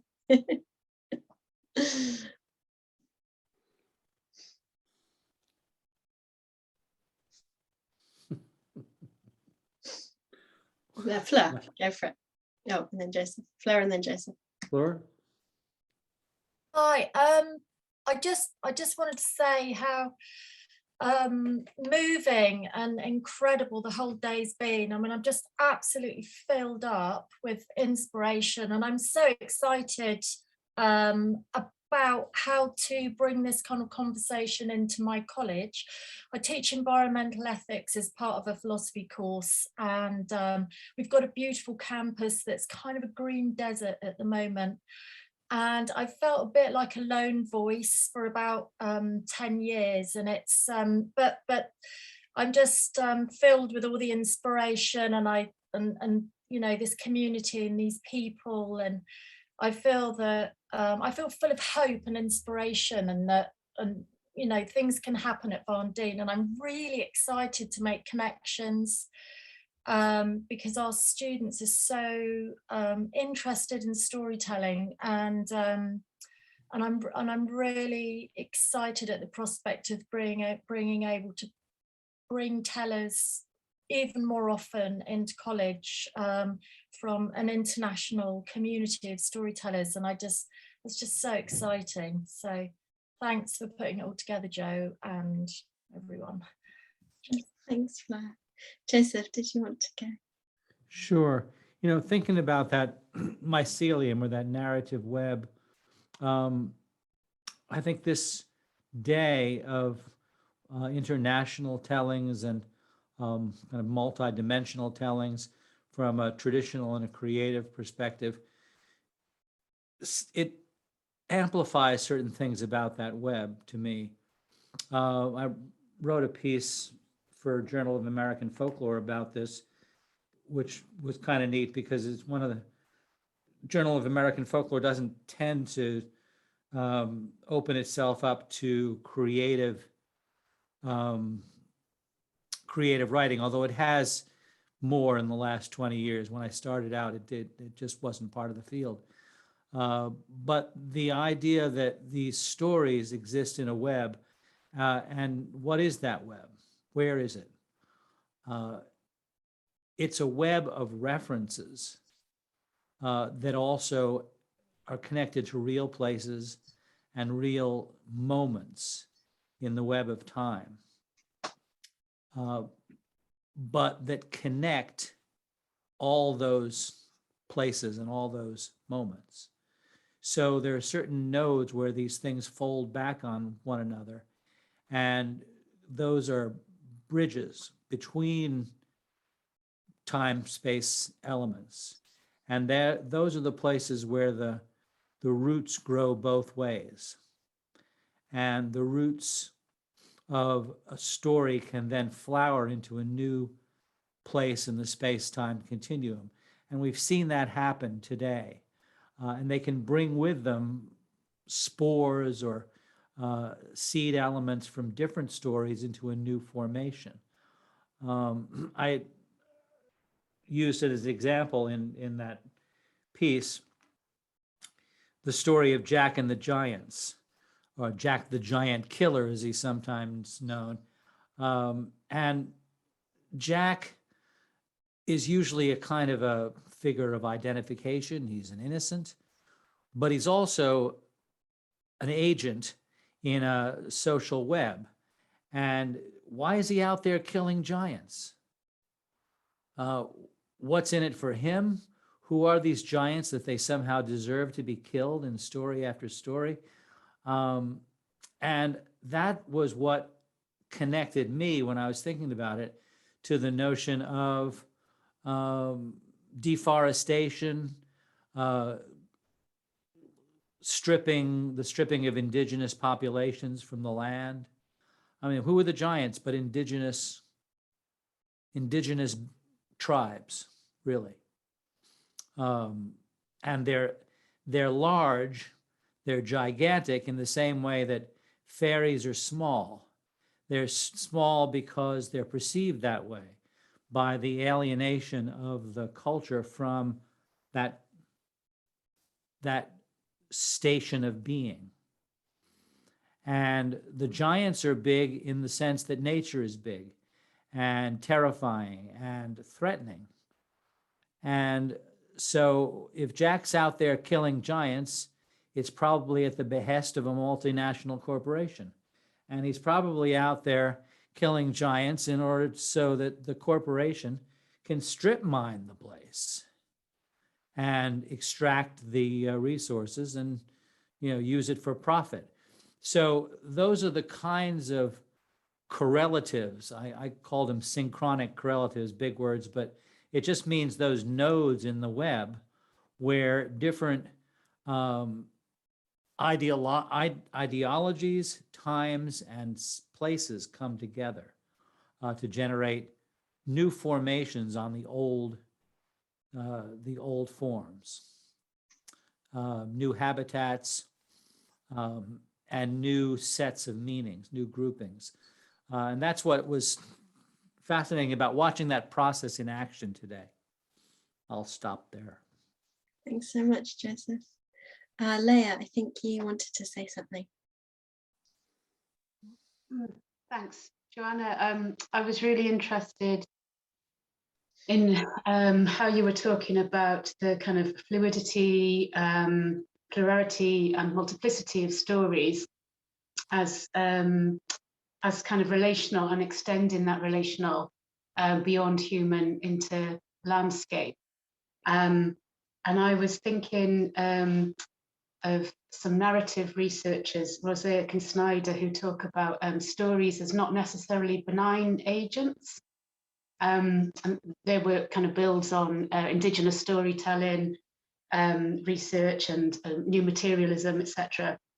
And I guess I'm part of an ecosystemic network, and one of the kind of questions that my colleagues and I are kind of grappling with is how do we story ourselves as more than human, but that more than human doesn't include just the kind of what we might think of as natural phenomena, which of course we are part of nature, we're not separate to, but how do we also include what we might think of as the unpalatable, the kind of human-made kind of matter. And we know that we are, and Rosie Bradotti talks about being kind of techno-human, but we also know that we're consuming plastics, microplastics. It's in the blood, in our guts, and we are already more than human in our own kind of makeup. And how do we begin to kind of story new social worlds that include that and kind of decentralize the kind of the human story? And I don't know who that's a question to, or whether I'm asking myself of it, but I'm really interested in it. And I loved, Joanna, when you were talking about almost like the idea of stories as kin, and being in kinship with each other. Yeah, I'll shut up now. But I thought that was really, really interesting. It's been an amazing day. Wonderful, thank you. Does anybody else want to respond to any of the points raised so far, or to make their own point?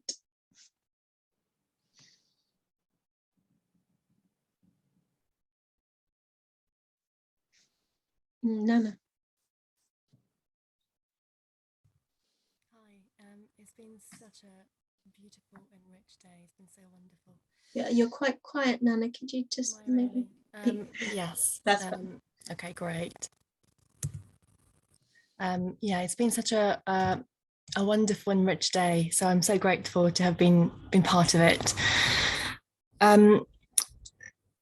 Some of the things that I have been thinking about today from what's arisen is around grief, and how all of the stories to an extent spoke about grief of loss of mother, grief of loss of wilderness, of nature. And the Bulgarian Cinderella story I've been working with as part of the choir speaks around grief of losing mother and tending to the bones. And as part of today, I've been pondering around and thinking about the work of Joanna Macy and how she speaks about the grief of losing nature and how we need to call the mountains and the forests and tell them they are beautiful before we lose them. And I've also been reminded of the work of Frances Weller and the 5 Gates of Grief, and really how we grieve for so many things. Some of them are the villages that they don't exist anymore, the things that we've never known, but somehow in us, maybe our biology knows it should have existed.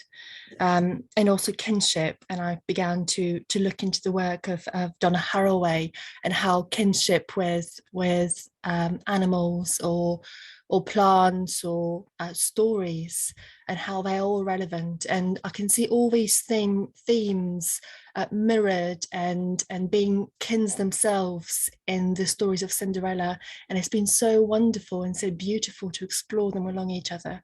And so yeah, thank you for the day. Thank you. I think Amita, you had your hand raised.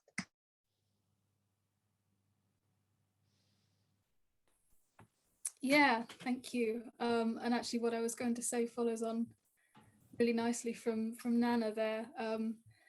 The subject of grief, for sure, I think has been very present today, and just the fact of gathering all over the world at all to be able to say, well, actually the old understandings of this story are not serving us. They're outdated, they're not serving us. And on top of that, to be able to grieve collectively, I feel like despite the fact that we're not in the same room together, there's in this web, this mycelial conversation, there is grief trickling along all the threads there together, and that is huge, particularly after those last 2 stories, this realization that we, in so many cultures, we barely know how to grieve. Obviously some cultures are much more in contact with that, or the maybe older rituals around grief are still alive, but I feel like here in the West, in a lot of cases, that's not true. So the exploration of grief and the partnership of grief and transformation, I've been seeing in lots of these stories, where without the grief, we don't see the transformation. Without acknowledging the grief, we can't move forwards. And just to go back briefly to the white bear pelt, something that I brought up quickly in the discussion in my group, the idea that the bear pelt has to be carried into the castle, that wildness is being brought into the culture of the human beings. And so what are we willing to sacrifice? Not necessarily the white bear as just animal or just Mother Nature, for example, but our old ideas around our relationship with the world around us and with elements that have carried us through our grief and through hard times that have carried us. You know, that white bear carried the girl until this turning point in the story where she has to carry the pelt herself.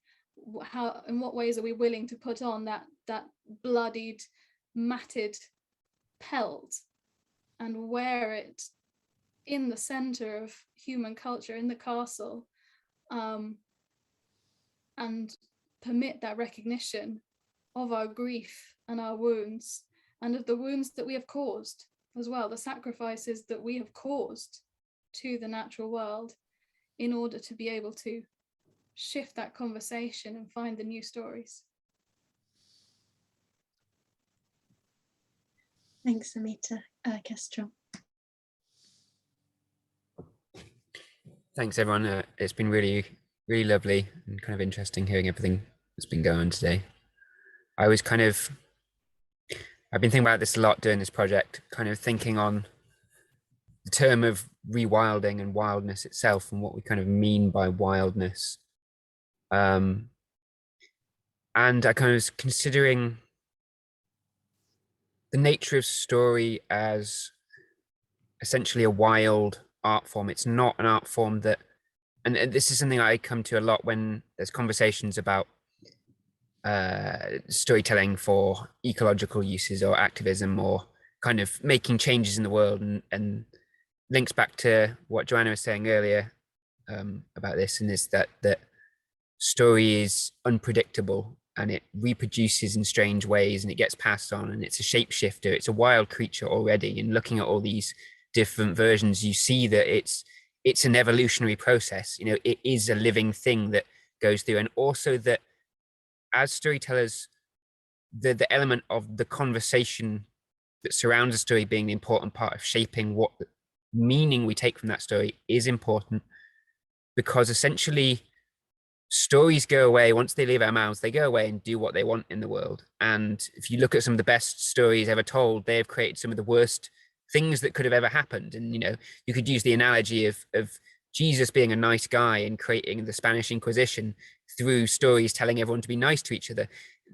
Humans will take stories and do everything with them, and they will go all over the place. And that's, for me, an element of wildness. It's an element of wildness that, as storytellers,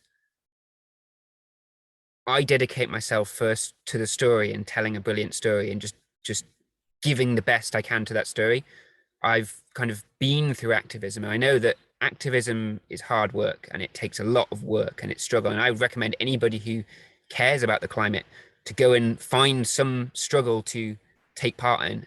But I see the difference between the story and the work that has to come from it. And if we want stories to create change, we have to do more than just tell the story. Or if we don't want to take control of our story, we have to go, this is a wild thing, let's just chuck it out into the world and see what happens. And who knows what will come of it. That's part of what's interesting about this process, and hearing these different stories today. I feel like new stories will be born of the stories we heard today, and new little sparks will come, and a storyteller here will get inspired to do something different that they've not done before. And that will spark on someone else, and that will spark on someone else. And so it's kind of a bit like the nodes that Joseph was talking about in kind of connectivity and relationship. And yeah, in terms of the climate, I hope the stories that we tell make a difference. I hope the grieving we tell helps us come to terms with what we have to do in order to potentially make any difference at all. If there is no difference being made, then we're just kind of coming to terms with our own fate, which is terrifying. And if we believe that it is our power to change our fate, then I hope the process of telling and grieving and sharing and talking and rewilding our relationship to the earth is a process that is leading to more action and more uplifting as well as sadness. Because I've spent most of my life being very sad about the climate. I've grown up with the whole thing and I've grieved my whole life. I don't have any, this point doesn't have any kind of like happy ending, but I'm seeing there's a lovely hand over there. I'm happy to pass over to Cooper in a second. I'm just hoping that this is my offering to stories, that it is wild. How does this wildness translate to the earth and the future? So Cooper had a hand. It's really interesting. Anytime that I have this weird sort of, I don't know, hackles that sort of go up. Anytime anybody says, we're going to do stories about the climate crisis, or we're going to do stories about PTSD, or whatever the reason is. And to me, there's this difference between storytelling and preaching, or storytelling and science. And one of the things I personally think that storytelling does so well is it gets in under the radar. That a story can be about climate grief, climate change, but the moment that I personally feel I start saying those words in the story, that I start saying this is about, I'm no longer telling a story, I'm telling you what I want to tell you. And again, I've heard brilliant preachers, I've heard amazing scientists, there are many venues, but the thing that storytelling does for me is it gets in under the radar. And then we've all had that moment that we say, I heard this teller, or I read this book, or I watched this movie, or I watched this thing. Nikki, I don't know the right word for what you gave us, but it was so cool. Like, that's a thing I'm going to remember because it got inside my head. And that, it's a really hard line to thread of how do you tell a story about something without preaching that thing. But I think when it's done right, it works so well, because you're reaching something deeper in someone. That, and this is, again, it's one of those moments that it's hard for me to, how do we do it and how do we play it? But I'm personally really interested in, I'm less interested in debating what is storytelling, and I'm really interested in what's effective. Nikki, what you did today is great. You know, when someone is able to do something that I sort of sit up and think about, that's where I get it. And I'm seeing a hand and my eyes aren't great with how far I'm away from the computer, so I'm going to pass it on. Gauri, go for it, Gauri. Thanks, Cooper. Yeah, thank you. Thank you for starting this thread. I think one of the things that I'm coming away really strongly with after today's seminar is I'd like to introduce this thread of remembering as well, you know, apart from grief, apart from the wildness. I think they're all threading into each other, but there's something about just having such a feast of variants of a Cinderella story that we took. And I think what that kind of brings to me is the idea that actually the stories are already telling us to remember that each of these Cinderella stories, you know, there is a recovery, but that recovery is when you go deep to the ground, which is under your feet. So there's something very, very, the stories are already telling us, the Cinderella stories are telling us, the way to grief is to look around you and look under you, look at the local, look at what's around, dig in there, dig deep. And that's the work of remembering, that's the work of mycelium, of ecology, of rewilding ourselves in relationship to, and caretaking more than anything else, you know, the kindness and the caretaking. So those are the things that I think really come up for me in all of the Cinderella variants. And I like to always kind of come back to grounding to the story itself rather than just talk about stories. The other thing that really struck me in today's Cinderella variants is how many variants, which I had not realized in Cinderella, talk about skin and hide. And suddenly this, you know, when Zahra responded to the Iranian Cinderella, the dress as the second skin, suddenly I was like, oh, there's something here, which is, you know, look at our language in English. When we talk about what's happening to the earth in terms of climate crisis, we talk about stripping. Suddenly I was like, we are in the realm of caretaking and curating with just this one variant. If we kind of remember to pay attention, remember to care in all its various forms. So yeah, there's something really wonderful about bringing the different variants to be, like some of you mentioned, a kin, a family, to, you know, just have a cacophony of those and see how they're talking to each other, because they're already giving us clues. I suppose that's all I'm trying to say. So, thank you. Any more hands waving, or should we, are we full? Okay, Philippa, go for it.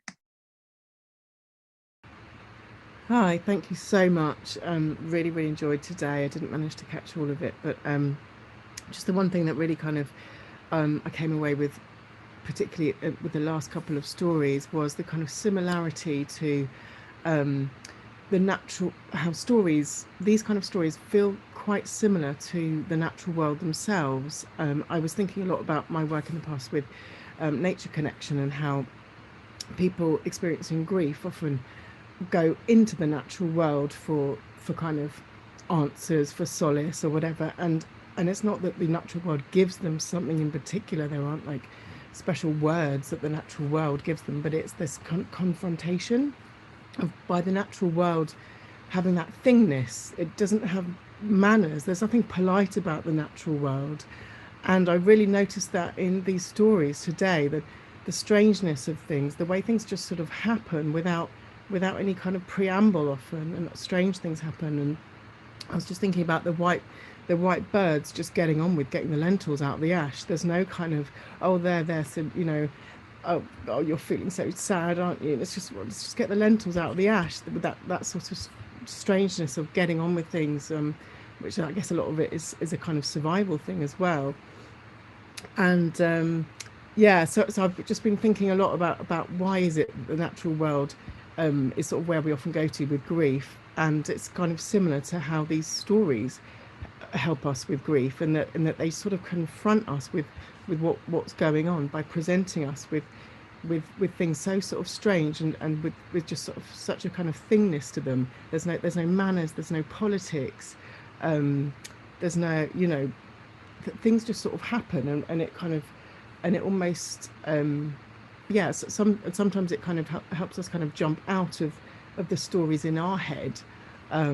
You know, the stories help us get out of the stories in our head, I suppose. Yeah, so thank you so much. I really just, yeah, my mind's been blown today. So yeah, but hopefully something what I just said relates to how we, yeah, dealing with the climate crisis. I think a lot of it is actually sort of getting out the stories in our head and being confronted, but whether it's by going into the woods or by hearing a story, sort of that confrontation of like, what is really happening, what's really happening with me, with the world around me, and I feel like, yeah, stories have got such an important part to play, as does really experiencing the natural world as it is in its kind of immediacy and in its strangeness, and the way that just, you know, I mean, people kind of often remember experiences with the natural world because they're just always so unexpected, aren't they? You can't sort of plan when you're going to see the kingfisher or you know, the strange fungus or a tree breaking in half. That things just sort of happen without planning, and I feel like the way that I've encountered these stories today felt a bit like that, like experiences in nature where you're like, wow, I didn't expect that.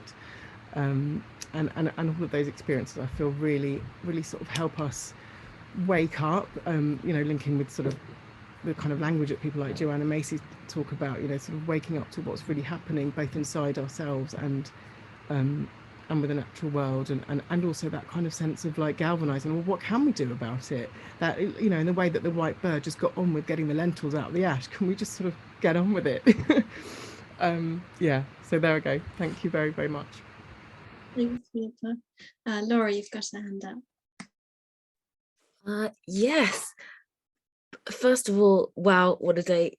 Thank you everyone who's spoken, everyone who's joined in the conversation. I've really had a lot of new things to think about, but the things that I was already thinking about, which are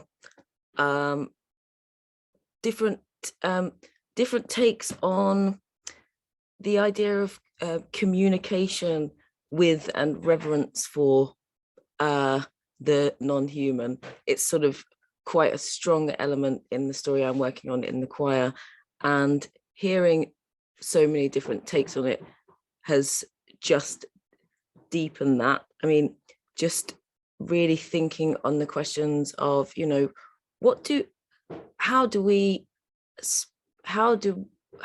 speak to the non-human, and how do we understand if they reply?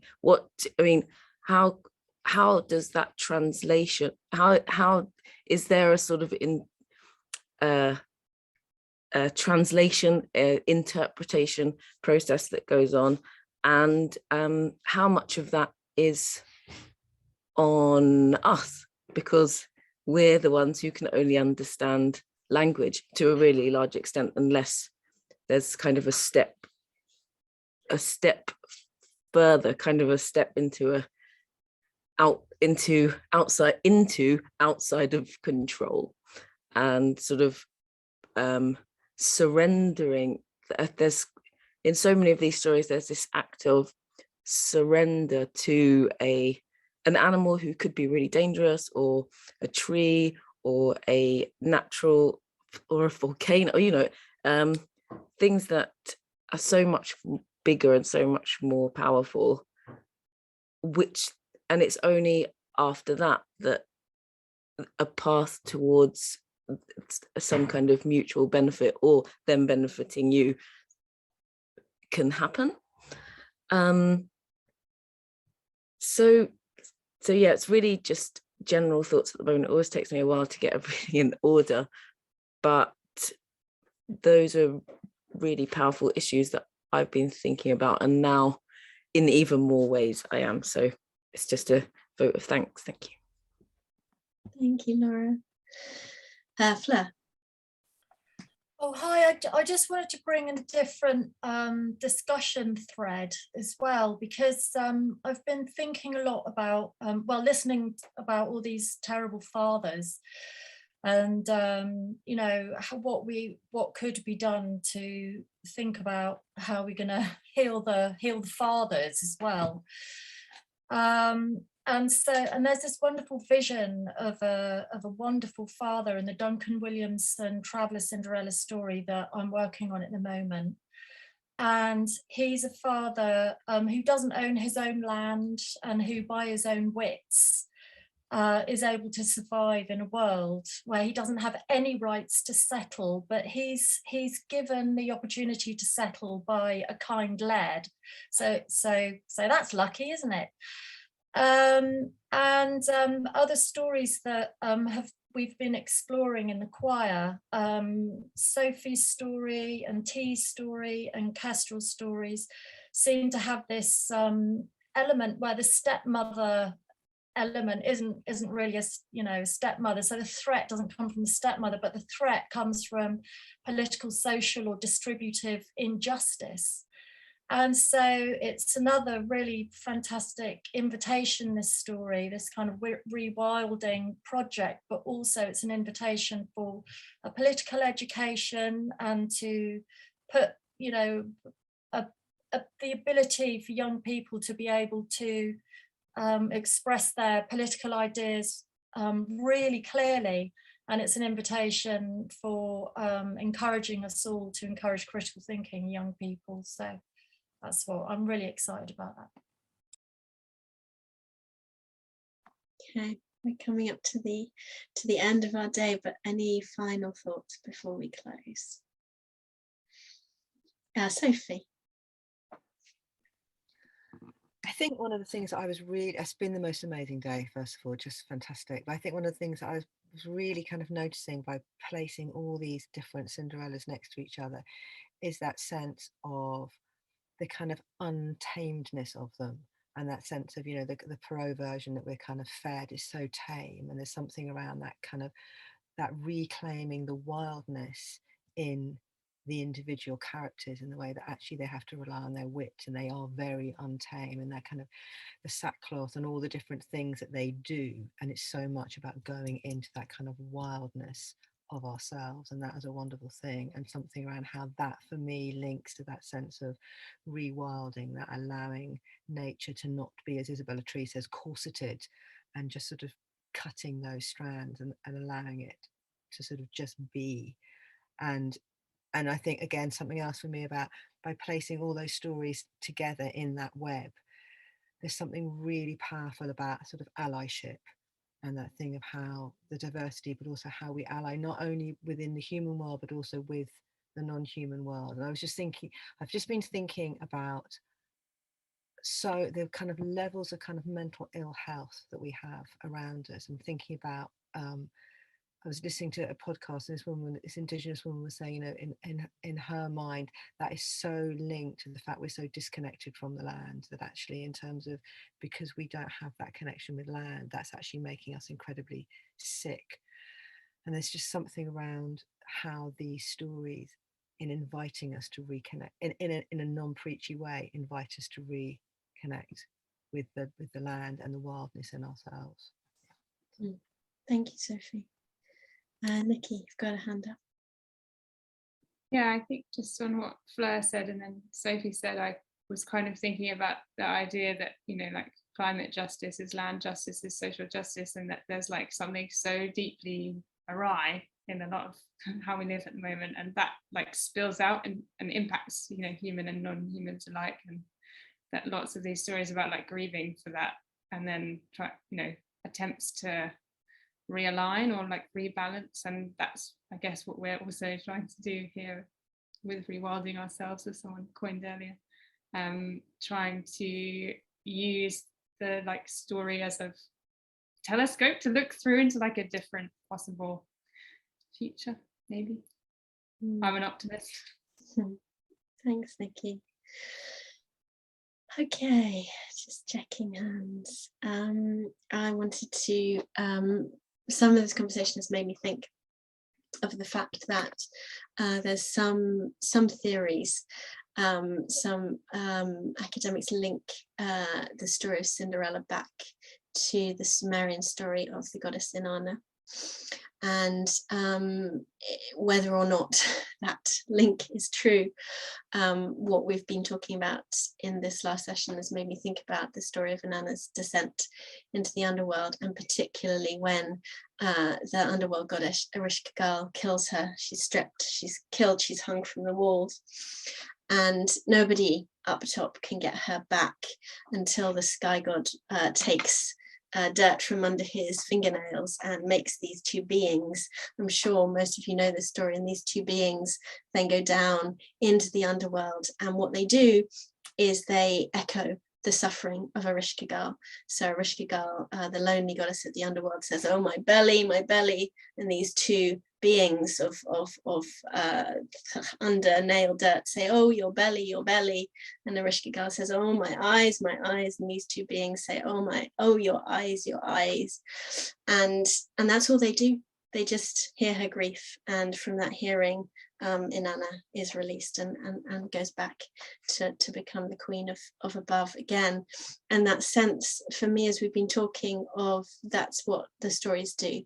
You know, that they don't do anything big. They just listen to our grief and allow us to realize that our grief is heard and echoed, and all of our life experiences are heard and echoed.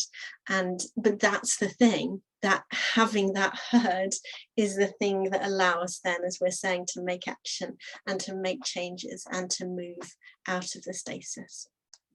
So that was my final point, other than very much wanting to thank everybody who's come here today. Thank you very much to Professor Joseph Sobol, Professor Emily Underwood-Lee from the Georgia Evans Centre for Storytelling, and to Naomi and Beyond the Border. Joseph, did you have any final, oh, there you are, good. Do you want to say in the final thing before, so I can stop rambling? No, I think everything you had to say was right to the point. There's so much in these stories in terms of reweaving a just, ethical, and aesthetically alive universe. Just the act of telling and hearing in itself is enormously revitalizing, but to do it with attention and a clear ethical compass, and find the places in the stories where those things can come to life is it's a worthy life's work, and everyone here has been doing it most beautifully and demonstrating it. So thank you all for coming together. As far as doing it again, I hope we do. It's a really vital project, and I thank Joanna and Naomi and the whole crew for helping to. It came together rather easily, which is, I think, the mark of a really good and apt project. You shouldn't have to suffer too much to get a day like this together, and we didn't. We just did it like a good story. So thanks. Absolutely agree. Thank you so much to everybody for an absolutely wonderful and inspiring day.